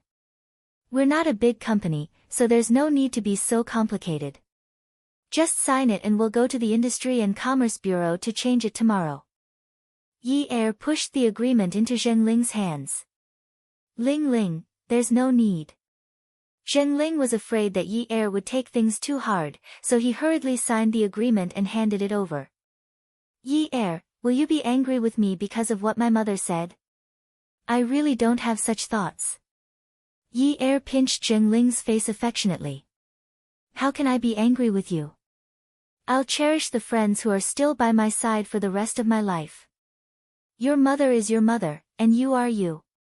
It's just that I already have a good idea. Zhengling was skeptical. What idea? Ling, I want to find a backer. Xiao Jia is likable and Zhou Yan is determined to get custody of him. Your shares can only help me for a while. She will have other ways to mess with people. But if I have a backer, a backer that even Zhou Yan is afraid of, then Shao Jia and I will be able to live peacefully. Zheng Ling's eyes widened. You're saying you want to find a sugar daddy? Yi Er smiled nonchalantly. Sugar daddy? To me, sugar daddy is useless. Then what is it? Yi Er thought about it and hesitated. It might not work now, but regardless of whether it works or not, I have to give it a try. I'm not telling you now for your own good. Don't ask me too much. After the incident with the photo, she didn't dare to drag Zhengling into this. Who knew what the outcome would be? Usually, there wouldn't be any guests at Peerless Beauty's party at 5:30 p.m. However, in Zhaojuan's private room, the dice were colliding violently in the dice cup. Zhuang Yichen looked up and the dice cup clanged on the table. He picked up a few dice and threw them at the two men standing opposite him. These two men were the ones who had hit Yi Er with their car, Scarface and Beard. Good for nothing. With a roar, he pursed his thin lips and snorted, I told you not to dirty that place. How dare you act on your own initiative and hit someone with your car? Who gave you the guts? Zhuang Yichen's short hair seemed to have stood up. He stood up and his black shirt made him look even more intimidating. The man whose forehead was bleeding from the hit didn't dare to make a sound. The two of them originally looked fierce, but at this moment, they looked humble and timid. Zhuang Yichen was annoyed that he tried to contact Jiang Zhao, but the other party didn't pick up his call. They had a tacit understanding, so he told his men not to do anything in Jiang Zhao's area. In the end, these two men couldn't keep their cool. He didn't expect that Yi Er would provoke Jiang Zhao. Scarface saw the tense atmosphere and mustered up his courage. Boss, where is the person we offended? Let's go and apologize. Zhuang Yichen glared at Scarface. Apologize? Are you worthy? If you dare to act on your own again, I'll cripple you. Get out. The two of them quickly ran out of the private room. Zhuang Yichen didn't expect that he and Jiang Zhao would be at odds over Yi Er. This girl was quite capable. Come and see. Hengcha 866. Chapter 468. As time passed, the night went from bright to dark. It was past midnight. When Jiang Zhao returned home, there was something curled up in front of his door. It was a small thing. Her hair was disheveled, and she was hugging her knees as she slept against the door frame. Next to her was a thermos. He squatted down and tilted his head to take a look, but her face was buried and he couldn't see. She had attended a dinner party, so her mind wasn't very clear. He suddenly felt playful. The ghost is here. He purposely made it sound like he was scared and shouted into Yi Er's ear. In his impression, little girls were all afraid of ghosts. However, the girl didn't panic. Instead, a slap flew over and an impatient roar like she was sleep-talking. Get lost. Why are you screaming like a ghost? Can't you let me sleep? After roaring, she continued to dream. Yun Yi. Luckily, he blocked it with one hand. Otherwise, he would have been disfigured by that slap. Yi Er felt that something was wrong when she heard the voice. She immediately looked up. Her sleepiness was gone. She swore that it wasn't intentional. At this moment, she could only pretend to be innocent. When she stood up, she patted her long skirt. Standing there, she was reserved and dignified like a lady from a respectable family. Her pink lips, white and slender neck, elegant chin, and the little spaghetti strap neckline bloomed with seductive charm. The tight elastic fabric wrapped around the exquisite and delicate curves of a young woman. Jiang Zhao wasn't too happy about being almost hit. What are you doing here? Didn't you go to work last night? I'll go back to work next week. Anyway, I'm just a temporary worker. I made some soup today to thank my benefactor. Yi Er saw Jiang Zhao's hesitant expression and added, Don't worry, I didn't poison it. Jiang Zhao didn't know whether to laugh or cry. Did all girls like to watch transmigrations nowadays? Wouldn't it be awkward for her to call him benefactor all day long? He felt so awkward when he heard it. After he opened the door, Yi Er followed him in. He changed his shoes behind Jiang Zhao and placed the thermos on the dining table. Jiang Zhao sat down on the sofa and turned on the air conditioner with a beep. He took off his tie and rolled up his sleeves. Yi Er went to pour a glass of water for Jiang Zhao with ease. When she handed it to him, she bent over, and her long hair cascaded down her back. The relaxing elan with the faint fragrance of jasmine rushed into Jiang Zhao's nose unscrupulously. Her silky hair brushed against the back of his hand, tickling his heart. The neckline of the suspender belt was not too low. Even if she bent down, it was impossible for the man sitting in front of her to covet the real content. Jiang Zhao's Adam's apple rolled uncontrollably as he took the cup. Yi Er knelt down beside Jiang Zhao's feet. The man leaned casually on the sofa, and even the corners of his mouth were curled up casually. She couldn't guess what he was thinking. Fortunately, she didn't think of guessing his thoughts. She took out her wallet from her shoulder bag and took out a gold bank card. She held his hand. He paused, but she didn't let go. She put her hand that was holding the gold card in his large hand, and then held his hand tightly with her other hand. Their hands overlapped, and it was impossible to tell who was wrapped around who. She was humble and begged in a low voice, "Help me with my brother's matter. I beg you." Jiang Zhao's hand was held by Yi Er just like that. He never knew that she had such a submissive side. He lifted her chin with his empty hand and made her look at him. He looked at her condescendingly. The way she was dressed today really made her look as gentle as water. He stroked her chin with his thumb and said with a faint smile, "Are you trying to bribe me?" "No. No." Yi Er stammered. She raised her head and looked at the man's handsome face. Her watery eyes were still full of grievance. She said in a low voice, "Zhou Yan wants to fight with me for Xiao Jie's custody. The money in this card is from me selling the house. I've pawned everything. Without a father, I can't live without a brother." The man didn't answer whether he would help or not. Instead, he asked in a low voice, "No?" He pulled the kneeling woman up with his strong arm and let her sit on his lap. His hand reached into her sling.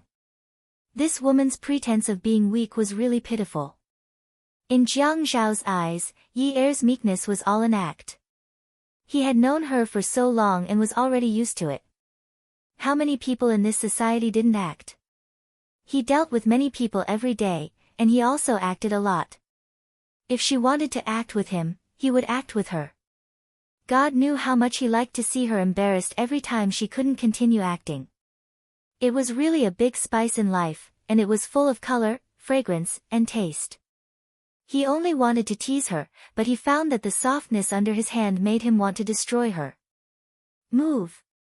It was really a change. Perverted thoughts. What kind of scene would it be if he crushed such a beautiful thing in his hand? Yunyi, you can't blame me this time. You sent yourself to me. Fake and real, it's all an act. I'll act with you. You have to be able to act. You came dressed like this because you want sex. Bribe? His voice was getting slower and slower. Even if he was teasing her, it was starting to become hoarse. How are you going to settle yesterday's debt? Yi Er blinked her misty eyes. It seemed like there were some watery tears locked in her eyes.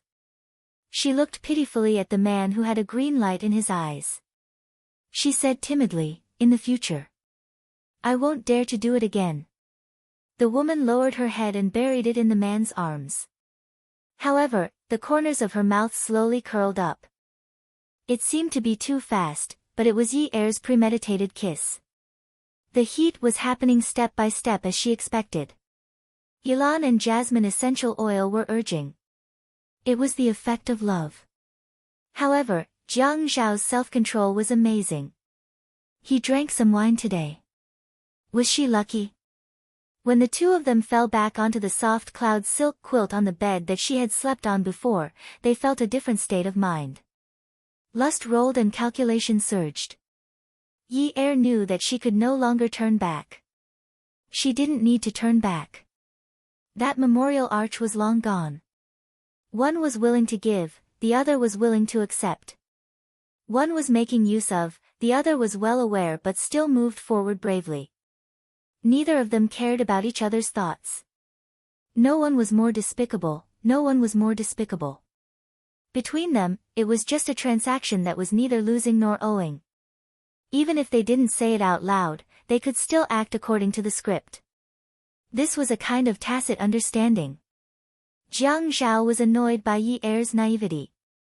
Yun Yi, is this the quality of a person who costs 300,000 yuan a night? You don't even know how to take the initiative. Yi Er was not annoyed. She hooked her arms around Feng Yu's neck and said coquettishly. Mayor, you have sharp foresight. You said that I am priceless. It's because I have not found a buyer. That's why it's hard to do business. Jiang Zhao heard what she said and smiled. His impatience and irritation subsided a little. When their bare skin touched each other, it was the sharp collision of different textures. It was like gunpowder scraping against flint. In the next second, there would be a puff sound, and sparks would fly in all directions. Jiang Zhao's patience and gentleness had surprised Yi Er. The last time she bit her lips, he did not pity her at all. She could only feel his anger, cruelty, and ruthlessness. So, this time, his gentle kisses and caresses made her feel flattered. She never knew that this man could be so gentle and serious. Jiang Zhao woke up very early and did not open the curtains. Yi Er pulled the blanket over her chest and sat up. She looked at Jiang Zhao, who was wearing his tie in front of the mirror. She said softly, Mayor Jiang, my brother's matter. At first, Jiang Zhao was still in a daze, but when he heard Yi Er's words, he glanced sideways at her and frowned slightly. He snorted unhappily and left without saying anything else. Yi Er pursed her lips. This man was really. He wasn't like this yesterday. What did she do to provoke him? He seemed to like her to be a little more humble. Since yesterday, she had always been meek and submissive. Which of her words wasn't gentle? Which gaze was not delicate? Who was the one who hugged her so hard last night and didn't know how to be satisfied? She still thought that he had a gentle side to him. So, he had thrown away his gentle side the moment he got out of bed. Stinky man. Why was he so arrogant? City Government Office Building. Jiang Zhao returned to his office and took off his suit jacket. He passed it to his secretary, Lu Cheng, and walked towards his desk. Although the color of the office was dark, the lines were clean and simple. It made the office look young and energetic. This was Jiang Zhao's style. As soon as he sat down, he looked at the pile of files in front of him without raising his head. He pulled open the drawer under his elbow and took out a black fountain pen.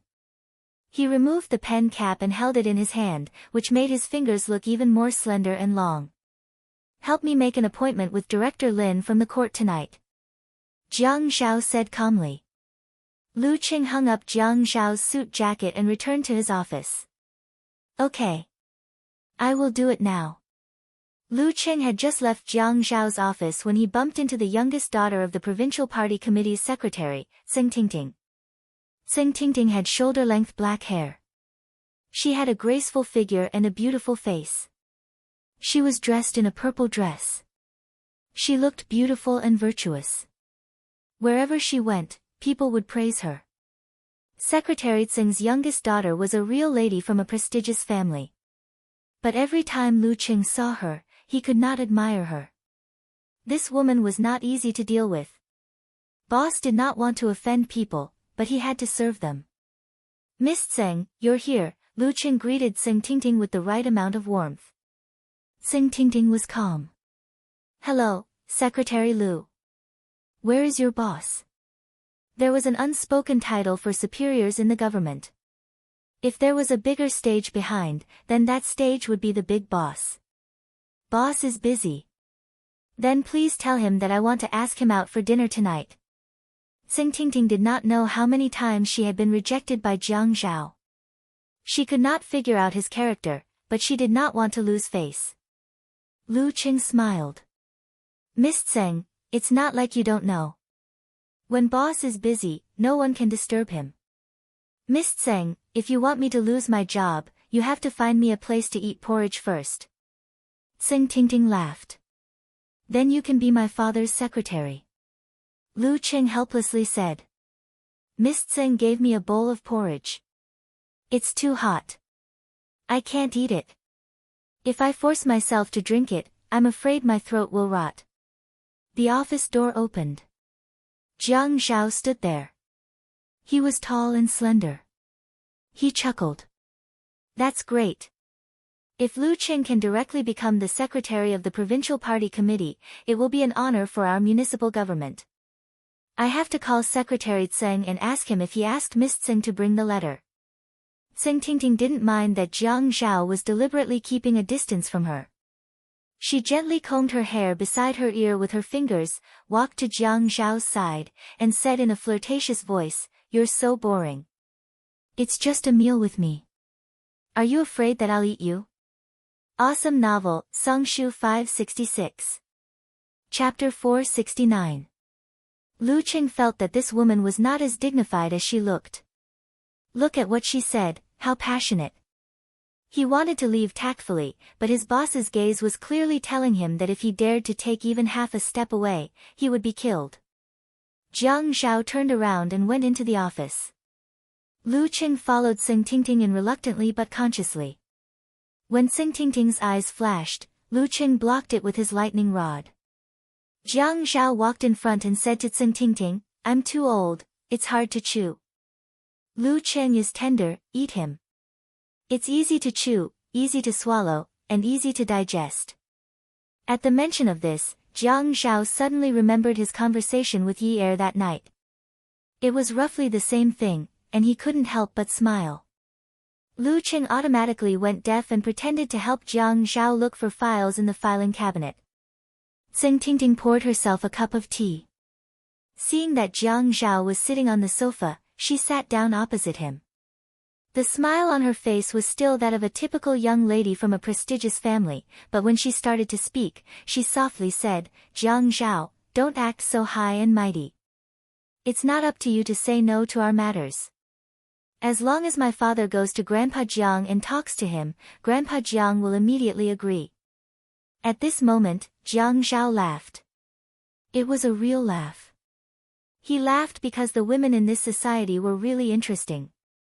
All of them put on makeup like fairies, dressed like ladies, and sounded like little wives.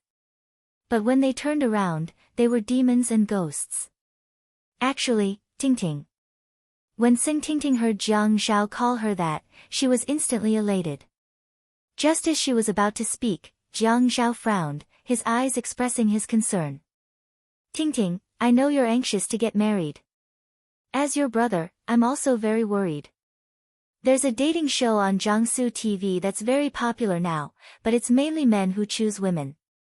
What's similar on Hunan TV? It's women who choose men. How can our Tingting let others choose? You'll definitely be the one to choose." Tseng Tingting stood up from her seat. Her lips were white from anger, and her voice was sharp and trembling. "Jiang Zhao." Anyway, it wasn't the first time that Tseng Tingting had been driven away by Jiang Zhao. Lu Qing didn't feel guilty at all. His mission was complete, and it was time for him to disappear. In the evening, in the private room of a famous chef in Jiangnan, President Lin of the court was pleasantly surprised when he saw Jiang Zhao. The deputy mayor had invited him. This was a big deal.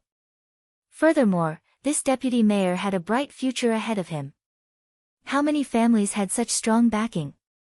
He remembered that every year during Old Master Qin's birthday, as long as Old Master Jiang came over from Jiang District, the secretary of the provincial party committee would personally arrange for a car to pick him up, for fear that he would be neglected. As for Old Master Qin's strength, he was someone who could shock the entire Sea City with just a cough. Director Lin eagerly pulled out a chair for Jiang Zhao and flattered him for a while. Jiang Zhao's demeanor outside was well known.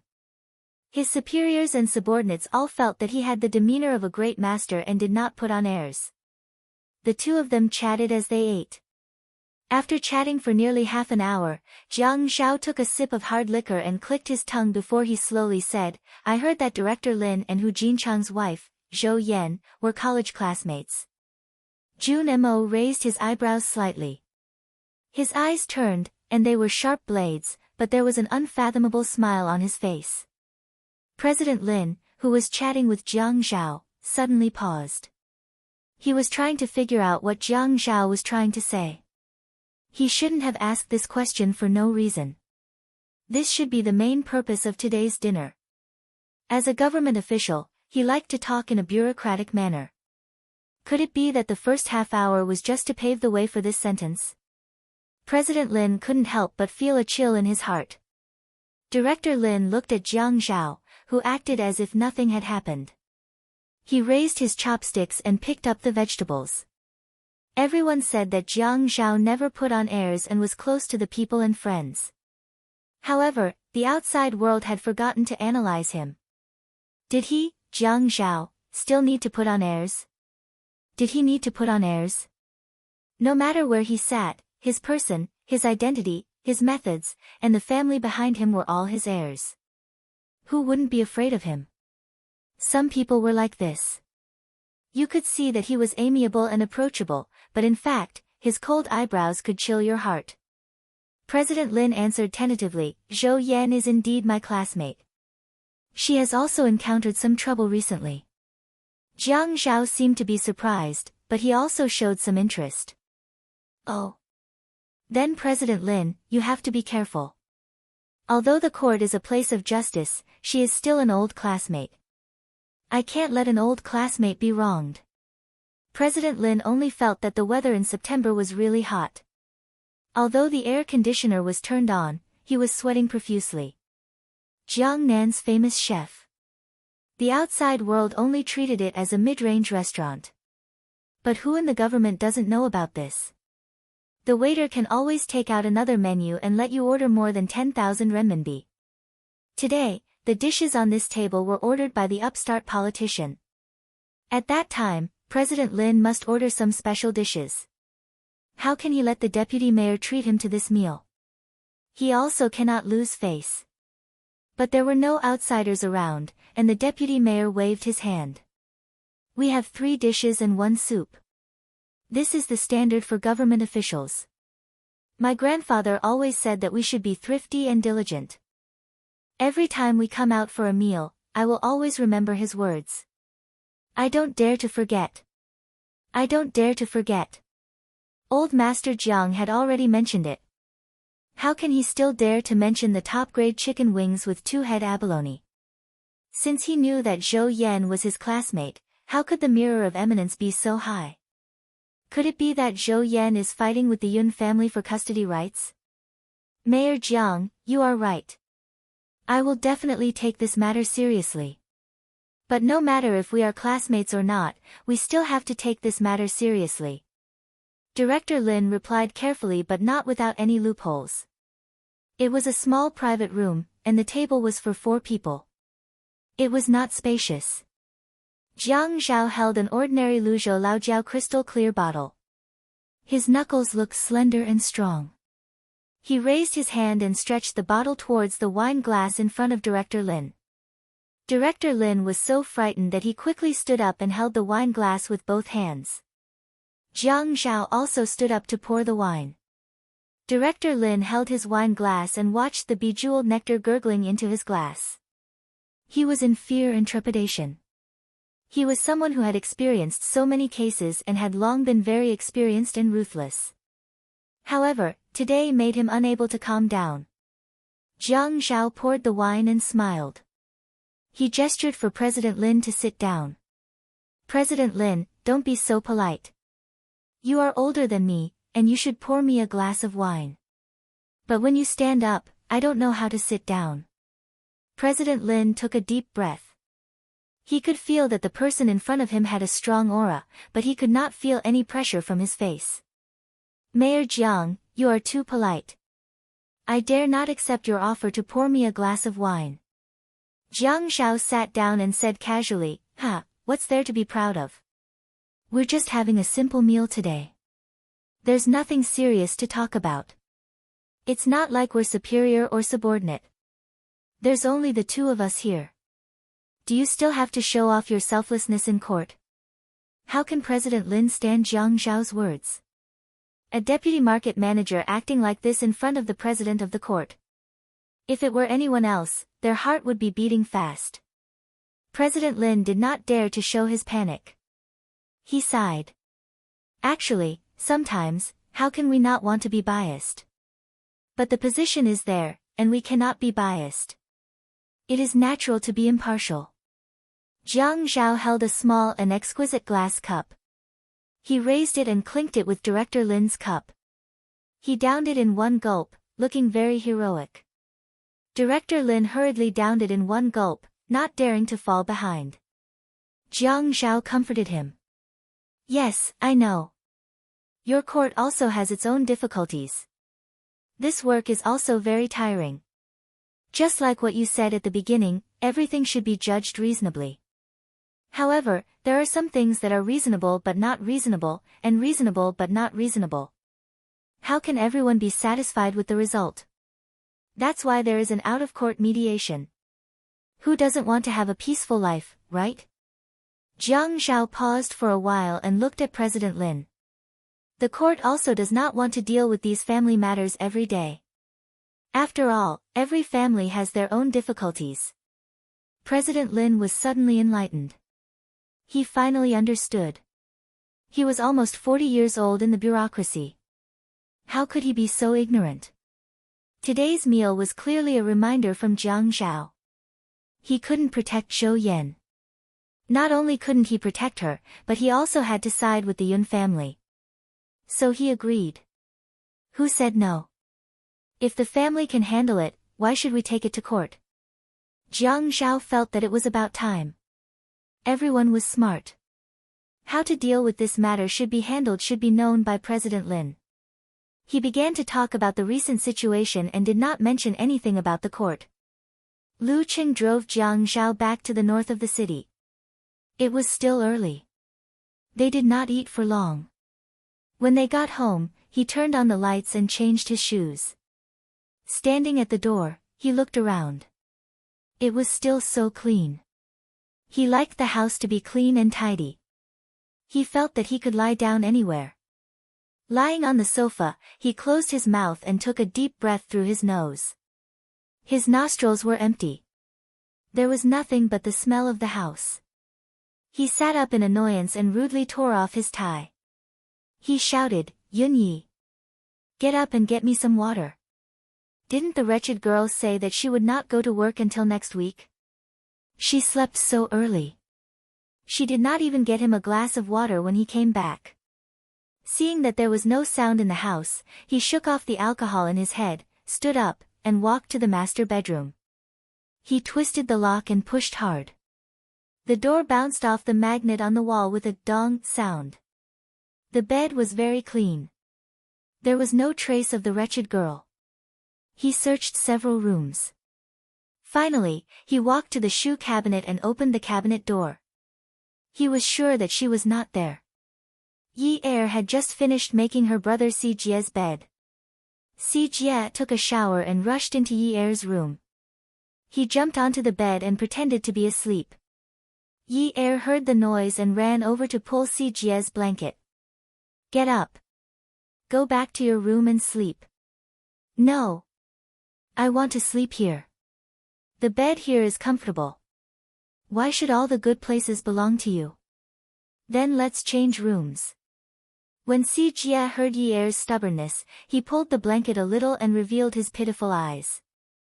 "Sis, I don't want to sleep in a different room from you. I'm still so young. I'll be scared of ghosts." Yi Er mocked, "You'll be scared of ghosts? Even ghosts are scared of you."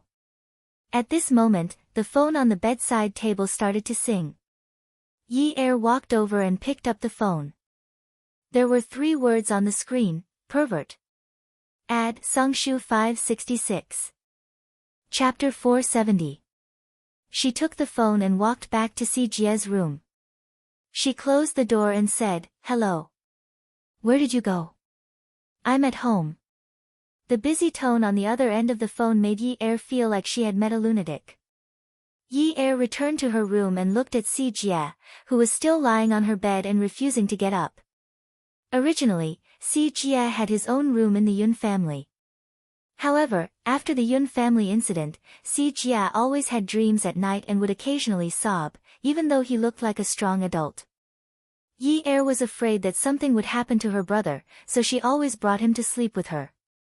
When she rented an apartment in this old neighborhood, the rent was cheaper than a bachelor's apartment, so she rented this one. Her brother slept with her, and the other room was basically used to store miscellaneous items. A few days ago, she accidentally saw an article on the internet about the problem of children sleeping independently.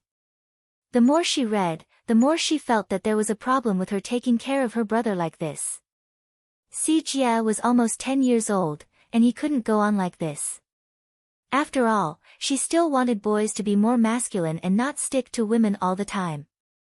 Yun Si Jia. Get the hell up. I can't roll up. I can only roll from the left to the right. Si Jia's beautiful little face was exposed outside the blanket. He refused to let go of the blanket and rolled left and right according to her instructions. Yi-er's nostrils were fuming. You want to talk nonsense with me? Si Jia snorted. Talking nonsense with you will lower my class. Okay, I'll let you sleep on this bed. I'll sleep in that room from now on.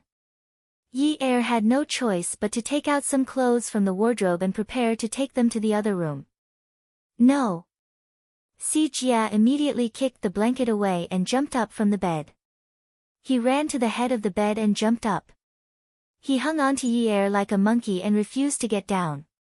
His bright black eyes stared straight at Yi-er as he shouted, Yun Yi-er. You dare to abandon me? I won't let you off. Yi-er felt that she was the parent. How could she let this little thing shout at her? She couldn't help but raise her voice. You have to learn to be independent. Si Jia was indignant. I'll shower myself and do my own homework. From next week onwards, I don't want you to send me to school, and I don't want you to pick me up from school. I'm very independent.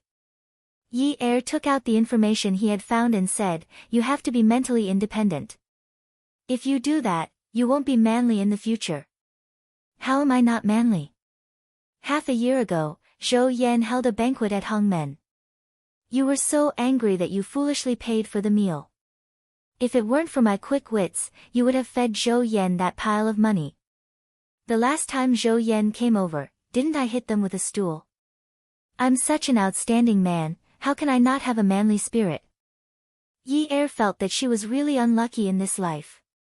Other than her bad temper, her grades were not good, and her mouth was not very good. Hey, Yun Si Jia, if I get married in the future, will you still sleep with me? Si Jia was still clinging on to Yi-er's body. He hugged her neck and rolled his eyes at her. Can you get married? You're as stupid as a pig. You're stupid and have a bad temper. How can there be such an idiot man who clearly knows that you're a hot potato and still accept you? You'd better wait for me to grow up and earn money to support you. Yi-er sighed. She hugged Si Jia and sat on the edge of the bed. Si Jia, then what if you get married in the future? Will you still sleep with your sister? What's the point of getting married? Marry someone like my mother. Husband and wife are birds of the same forest. When disaster strikes, they fly away separately. I don't want that kind of trouble. Yi-er's heart ached. Their mother was a taboo between them. No one was willing to mention it. However, Si Jia's attitude also made her very worried. Then won't the Yun family have no descendants? Si Jia looked at Yi-er's sad expression and felt that he had gone too far. However, he was unwilling to admit that he was wrong. What are you thinking? Yun Yi-er, I'm only 9 years old. Do you want me to fall in love early? Aren't you afraid that I'll affect my studies? How can you be such an irresponsible parent? How can you instill such an unhealthy concept in your 9-year-old brother? You're not good at studying. Do you want your brother to be like you? Ah. Yi Er was really defeated. Why did she have to provoke this guy? Hey, hey, hey. When did I? You're still saying that you didn't? In order to abandon me, you already want me to marry a wife. Si Jie's eyes turned red as he spoke. Hey. Clearly. Yi Er was about to faint. Others were fine, but this was her brother. He was about to cry. His eyes were so red that it made her heart melt. What a hateful guy. Humph. That's clearly what you're thinking. Si Jie harumphed, feeling wronged and fierce. Yun Si Jie. You've got guts. Go to sleep. Yi Er angrily pressed Si Lu down on the bed and pulled the quilt over him, covering him completely. If she could use violence against him, she would definitely give him a good beating. She was his guardian, but this guy was violating her right to be his guardian. She still needs to compensate him. Si Jie's mobile phone rang again, and Yi Er slapped the blanket covering Si Jie's butt. Behave yourself. Si Jie huffed and puffed as he turned around, revealing a triumphant smile. Yi Er saw it was a call from Jiang Zhao. She could only go to Si Jie's room to answer the call. Hello, Mayor Jiang. Jiang Zhao paused for a while. What are you doing? He had hung up on her, and she did not even call him to ask what was going on. Was this the attitude of someone who was asking for help? Could it be that she knew he had helped her settle this matter and was fearless? Oh, it's time to sleep. Mayor Jiang, you should rest early too. Yi Er felt she must be respectful to this man. She could not afford to offend him. Her brother's matter was not settled yet. Jiang Zhao was furious when he heard Yi Er's tone. You messed up my house, and I can't even find my things. Yi Er felt she was wronged. What things? I didn't touch them. That's right. I had asked you not to touch my things. But my things are in a mess now. Don't you know you need to wash the blanket after sleeping on it? Have you washed it? Come down now. Come down. You are downstairs. 1.5 minutes. Yi Er gritted her teeth. This guy was indeed a pervert. When did she touch his things? He was the one who left them in a mess, and now he is blaming her. That blanket had just been washed. How can she wash it after sleeping on it? Why didn't he buy some disposable bedding? Anyway, he was rich. But you still have 1 minute and 20 seconds. If not, your brother's matter. Yi Er scolded in her heart. Damn Jiang Zhao, you bastard. But she still called out softly. Sir, please wait for a while. I will come down now. Yi Er did not even change out of her pajamas and slippers. She told Si Jie that she was going to buy a bag of chips and rushed downstairs. Jiang Zhao's private car was parked in an old building, and it did not match the place. This neighborhood was 80 years old, and most of the residents were retired. Even if there were young people who were working and renting a house, they would not be able to afford an Audi A8. Yi Er opened Jiang Zhao's car door and sat in it. She was panting and mumbling. So bloody. 1 minute and 20 seconds. Jiang Zhao raised his wrist and looked at his watch. The corners of his mouth curled up into a carefree smile. It's pretty bloody. You came down in just 40 seconds. It seems like you're crazy about seeing me. As he spoke, he started the car. Yi Er scolded in her heart. She saw that Jiang Zhao's actions were not right. She immediately turned the car key in the opposite direction, and the car turned off. She asked anxiously. Hey, where are you taking me? Where are we going? Jiang Zhao frowned. Was this woman pretending to be an idiot in front of him? Where could he be taking her so late at night?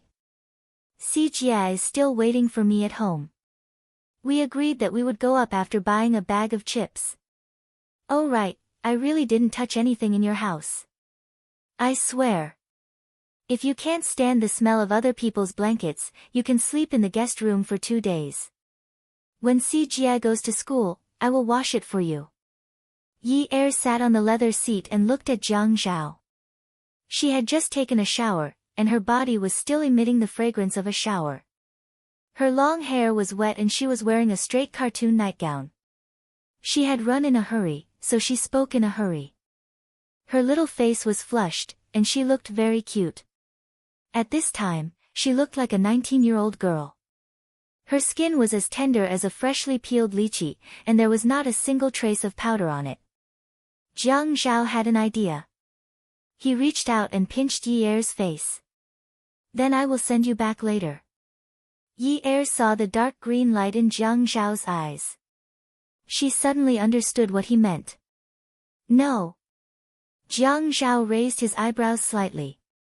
He said in a neutral tone, you want to negotiate with me? Yi Er knew that Jiang Zhao was angry. Angry? This man was not someone she could offend. Even if she wanted to offend him, she would have to wait until the matter with her little brother was over. Otherwise, she would have wasted the night she slept with him last night. As a result, a certain someone's spine softened and she leaned against Jiang Zhao. She stretched out her slender arm and hooked it around his neck. Her chin rested on his shoulder, and her lips pressed against his ear. She said softly, my lord, my younger brother is only 9 years old. What if he sees that I haven't returned and runs around blindly? What if he gets lost? Jiang Zhao could feel the demonic aura that made him shudder. He leaned closer to the front passenger seat and pinched Yi Er's chin with his big hand. His fingers, which were slightly cold in the summer, rubbed Yi Er's soft lips. He said in a low voice, then go and tell him that a friend is looking for him. He has something to tell me. The kiss was more beautiful than she had imagined. It was also more terrifying than she had imagined. Her breathing was rapid, and her heart was beating wildly. The man's hug was unbearable and passionate. However, other than instinct, there was no other emotion. Yi Er allowed Jiang Zhao to kiss her for a long time before pushing him away. She begged, Monday, okay? I'll go over to accompany you after work. My little brother is still young. He'll be scared if he doesn't see me. Other than this, I'll promise you anything. She did not dare to think that Jiang Zhao would agree. However, at this moment, Jiang Zhao unexpectedly let go of her. Jiang Zhao adjusted his breathing and took a golden card from the dashboard. He held it between 2 fingers and handed it to Yi Er. Take this back. Huh? Jiang Zhao placed the card in Yi Er's palm. The righteous expression on his face disappeared. He leaned forward and bit Yi Er's ear. His slender fingers hooked open the round collar of Yi Er's pajamas, allowing some light to enter his lowered gaze. The man chuckled. Don't you think your body is more valuable? Attention, Hung Cha 866. Chapter 471. Don't you think that your body is more valuable? You can go there on Monday. Yi Er had finally made up her mind. She was a prostitute. She had wanted to sell herself to Min Zikai, but Min Zikai's mother appeared out of nowhere. After that, she chose a good-looking and powerful buyer. Before her brother's matter was settled, she had to follow the buyer's orders. She had no other choice. She was lucky that the buyer had taken a liking to her. Other than Jiang Zhao, no one else would dare to take over her business. Thank you for your kind words, Mayor. I will keep it then. Yi Er showed a bright smile and rubbed the card between her hands. She looked like she was rubbing her hands in the middle of winter to keep warm. On Saturday, Yi Er brought Si Jie to see her father in prison. Both of them told each other that they were doing well and did not need to worry. After sending Si Jie to school on Monday, Yi Er went to Wudong Street. No matter how hot it was outside, this street was always cool. Those century-old Wudong trees had deep roots and could cover the sky. No matter how strong the sun was, it could still isolate the trees from this street.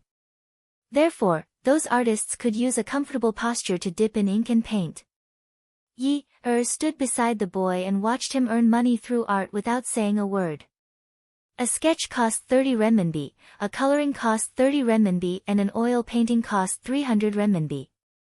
The boy's skin was fair, and his hair was not permed or dyed like other children his age. His hairstyle was simple and clean. His fringe was blown by the wind and covered half of his straight eyebrows. He was focused on painting and dipping the paint. He looked very beautiful. After the buyer left, Yi Er started to joke with the boy. "Hey, not bad. You must be a household worth 10,000 renminbi now." The boy replied indifferently. "It's not like there are people painting oil paintings every day." Yi Er felt bored and asked, "What is art?" The boy lowered his head and kept the paint. "Then what do you think art is?" Yi Er looked at the glaring sunlight outside the tree. "I think beautiful things are art." The boy casually asked. "Like you?" Yi Er tilted his head and looked at the boy. "Am I beautiful?" The boy put down the paint in his hands and looked at Yi Er with a smile. That smile was as clean as the spring breeze that blew through the peach blossoms and white apricots, making one's heart flutter. "Not beautiful." Yi Er couldn't help but feel disappointed. "Yeah, I also feel that. I'm not beautiful." She didn't deserve to be associated with the word beautiful. Only those with pure hearts had the right to be beautiful. For example, this boy would never say anything that went against his heart. If he felt bad, he would say no. If he felt good, he would say yes. He was beautiful and clean. He didn't need to look at anyone's face to live his life. He didn't need to rely on anyone. He was unrestrained. If nothing had happened to the Yun family, she would have been like this as well. Doing what she liked to do and learning what she was interested in, she suddenly felt that she was thinking too much. Shaking her head, she reached out and patted the boy's shoulder. "Hey, do you know anyone on this street who is good at drawing human figures? The more reliable one, the kind that can make ugly things look beautiful." The smile on the boy's face suddenly disappeared. He looked at Yi Er with a startled expression and a hint of panic. "Ah." Yi Er retreated to the foot of the wall by the street. The boy's bicycle was there. She lifted her butt and sat on the back seat. Swinging her legs, she looked into the boy's eyes and puffed up her cheeks. "I'm almost 19 years old. I want to draw a more artistic human figure as a memento. It would be best if you could draw me prettier." The boy only felt that he was a little silly. He was scared silly by this girl in front of him. What did she say she wanted to do? Draw a human figure. Let someone draw a human figure for her. Doesn't your school often hire human figures? Isn't it art? The boy's head felt as if it had been hit by something. He could no longer distinguish what he was hearing. "You want to be a human figure? Why are you so loud?" Yi Er raised her hand to her lips and made a shushing motion. "Be quiet. Otherwise, people will look over." The boy snorted and turned his head away from Yi Er. "You actually want to be a human figure?" Yi Er jumped down from the bicycle. "What's wrong? Even if I want to be a human figure, isn't that also a sacrifice for art? Don't you artists also say that the human figure is the most beautiful art?" Besides, she had never thought of being a human figure. She just wanted to leave a memento for herself. How did it get to the point where she wanted to be a human figure? Yi Er walked forward and happened to see stars when the boy suddenly turned his head and knocked it against her head. She held her forehead and complained, "What are you doing? You have such a bad temper. You really want to be a human figure? How can you be so depraved?" Yi Er rubbed her forehead and looked at the boy who was angry for no reason. "Depraved? Then all the naked bodies that your school draws are depraved? That's different." "How is it different? Aren't they all art? You don't look like art. You're not suitable." Yi Er saw that the boy was shouting at her with a red face. It turned out that such a good-tempered boy couldn't stand her vulgarity. She couldn't help but feel lonely inside. Am I that bad? If I'm not beautiful, then I can't even be drawn beautifully. The afternoon sun was scorching. It shone through the floor-to-ceiling windows of the five-star hotel and lingered there. The girl looked at the sunlight on the ground. Her eyelashes were curled up like little brushes with gold powder. Her long yellow hair was brushed to the left, revealing the perfect side of her face. Her arms were bent and propped up on the European-style sofa. Her fair and tender arms were in front of her chest, but they revealed a little of her alluring bosom. Her smooth back and waist were curved upwards. The curve was very seductive. Her perky buttocks were covered with a thin veil that made one's heart clench and want to tear it off. The room was so quiet that one could almost hear the sound of an hourglass. The boy stood 2 meters away from the sofa. In front of him was a drawing board. From time to time, he would look up at the model on the sofa. Then, he would start drawing. His movements were smooth, focused, and elegant. The girl on the paper not only had a beautiful face and a seductive figure, but her pair of feet that were kicking backward made her look playful and cute. Yi didn't feel the slightest pressure because her artist's eyes were too clean. You couldn't see anything other than paint in his eyes. She didn't expect that the boy would help her draw because she always felt that they weren't from the same world. She was dirty and filthy, but he was pure and flawless. If she let him draw her, she was afraid that he would be dirty. But she was afraid that she would become dirtier and dirtier in the future. Before she was completely dirty, she wanted to leave something for herself to remember.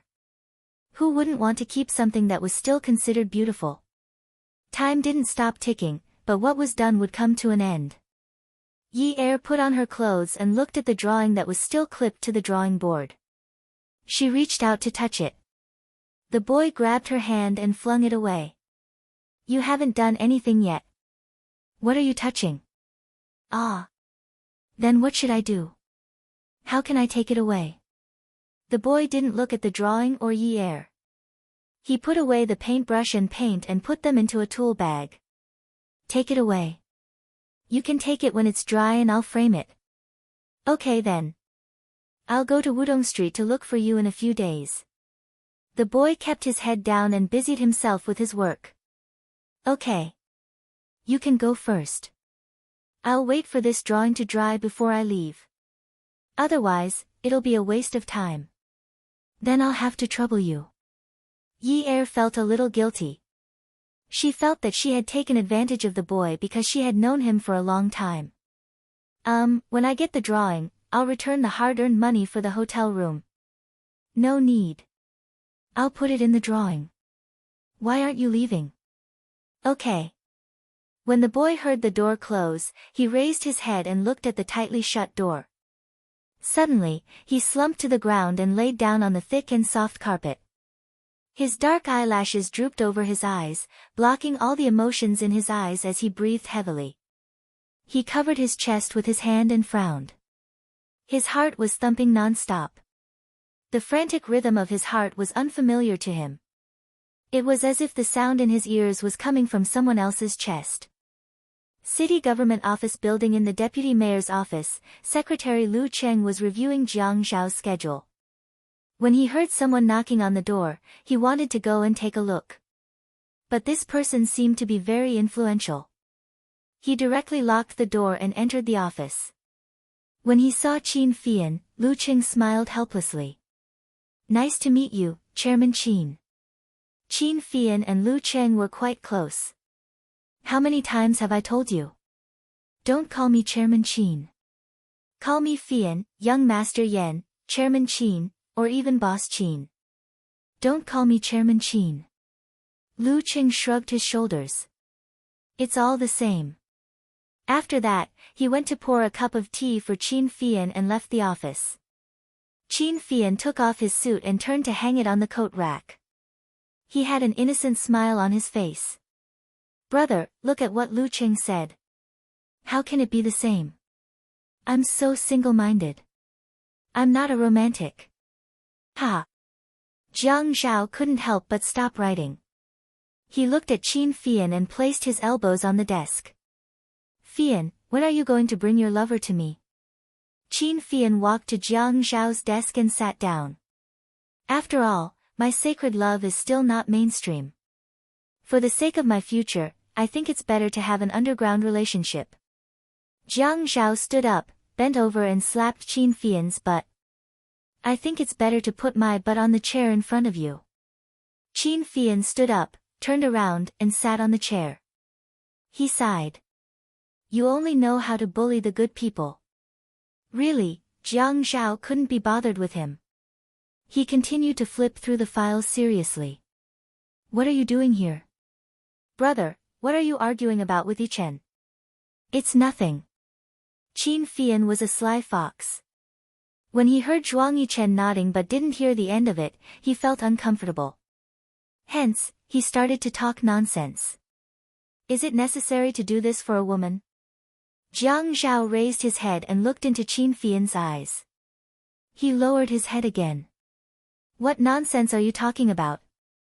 Qin Fian's intuition told him that there was something going on. He acted as if he was trying to mediate the fight. Actually, it's not necessary. It's just a woman. Brother, you're really... We're brothers. You're hurting our friendship over a woman. Attention, Hengcha 866. Chapter 472. Jiang Zhao said, it's not about the woman. Qin Fian was at his wit's end. Was it that difficult to get information out of him? Brother, you're older than Yichen. Why don't you just let him have his way? Jiang Zhao licked his lips. It's not about the woman. It's about who is in charge. Qin Fian dared to conclude that it was for a woman, but he didn't know why. He was so anxious that his heart was scratching like a cat, but he didn't dare to speak too confidently, for fear that he would miss out on a word or two. Jiang Zhao didn't know what Qin Fian was thinking. He asked, are you very free? I miss you, Qin Fian said casually. Jiang Zhao put the signed documents in front of him into a craft paper folder. He wrapped the folder with a white cotton thread and put it on his left hand. Oh, you know that I like women. Qin Fian pursed his lips. Even if you like men, I don't want to be incestuous. My taste isn't that heavy. Jiang Zhao picked up a folder on his right hand and took out the documents. He glanced at Qin Fian. Your taste is so light. You have the lightest taste in our family. That goes without saying. I don't even put salt in my food. Jiang Zhao couldn't help but laugh. In Haicheng, only Qin Fian dared to say that he was gay. He never felt that he was embarrassing his grandfather. Yes, not only do you not put salt, but you also don't use fire. You just eat it raw. Miss Tseng, you're here. Jiang Zhao and Qin Fian heard Lu Cheng's voice outside the door and stopped talking. Qin Fian winked at Jiang Zhao. Actually, Tseng Tingting is quite nice. You can try. Qin Fian shook his head and shrugged his shoulders to show that he couldn't accept it. You know that I'm very loyal.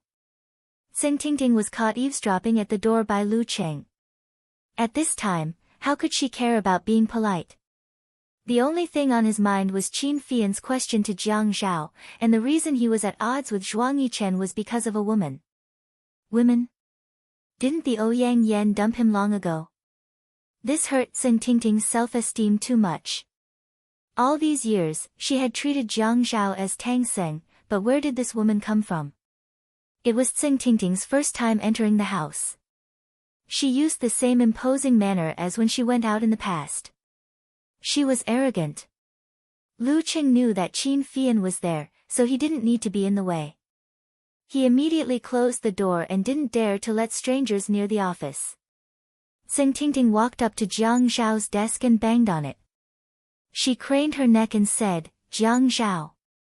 In life, you belong to me, Tseng Tingting, and in death, you belong to me. My father has already acquiesced to us being together. If you dare to fool around outside, I'll turn you into a eunuch. Jiang Zhao acted as if he didn't hear her at all. He said to Qin Fian, Fian, didn't you miss me? Where are you going tonight? Qin Fian pushed up the refined frame glasses on his nose and frowned. His devilish face looked miserable as he said, Bro, you've broken my moral integrity to the point where I can't even pick it up. I still need a good reputation. Actually, I've never had any thoughts of incest. Tsing Tingting was about to go crazy from being ignored. She grabbed the pen holder on the table and was about to throw it at Jiang Zhao when Qin Fian's soul-stirring phoenix eyes suddenly lit up. He shouted, "Oh my God! I finally understand why there are more and more gays. It's because women are tigers." Tsing Tingting slammed the pen holder on the table. She glared at Jiang Zhao with her black eyes. She lifted her chin and her neck tensed up. "Jiang Zhao, don't blame me for not reminding you. If I find out which woman it is, I'll kill her." After Tsing Tingting left, Qin Fian patted his chest. "She's too fierce.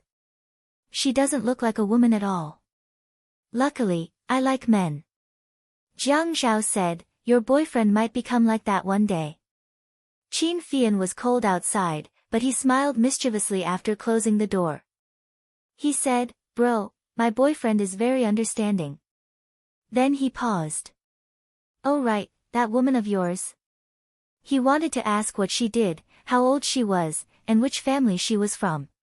But he was afraid that if he asked, Jiang Zhao would think that he didn't know anything, so he didn't say anything. "Very ordinary." Qin Fian got up and leaned on the table. He lowered his head to look at Jiang Zhao's eyes. "Bro, so you don't like Sister Yan anymore?" Jiang Zhao said calmly, "It seems that you're really free. You're definitely not interested in studying the direction of the second subway line." Qin Fian immediately stood up and turned around. He went to the coat rack to take his suit. "I'll go first." "Bro, you're my brother." Jiang Zhao shook his head and chuckled. At night, Yi Er went to work at Peerless Beauty. She returned to her previous state of keeping a low profile. But she was mentally ill. She was afraid of delivering wine to Zhao Jun, and didn't dare to step in. But her mother, Manager Wang, who was covered in knives, insisted that she go. She wore a waiter's uniform. According to the rules, she delivered the wine to the door and rang the bell to ask the princess to come out and get the wine. But the princess wanted her to deliver it personally. The reason was that someone was looking for her. "Who?" The princess looked around and whispered, "Second young Master Zhuang." Yi Er only felt that 2 of her 3 souls and 7 spirits were missing. She was not far from death. Well, our workroom is very busy right now. My dear princess, please help to deliver the wine." Of course, the result didn't change because of the pleading. Yi Er handed the wine to the princess in fear and entered the private room. Zhuang Yichen sat there calmly. His imposing manner made Yi Er panic. He raised his hand and waved at Yi Er. Yi Er was so scared that her legs trembled. Yi Er prepared for the worst. She didn't know what Zhuang Yichen would do to her, but she had to smile hypocritically. She was not the kind of young lady who would throw a tantrum easily and throw a wine bottle at a guest. She would slap him if he touched her, and she would fight him if he kissed her. She would brag if she did not come. "If you dare to touch me, I will die in front of you." Forget it. If she really thought of herself as so noble, why would she come to this kind of place? Moreover, she wasn't even afraid of death. Why would she be afraid of living shamelessly?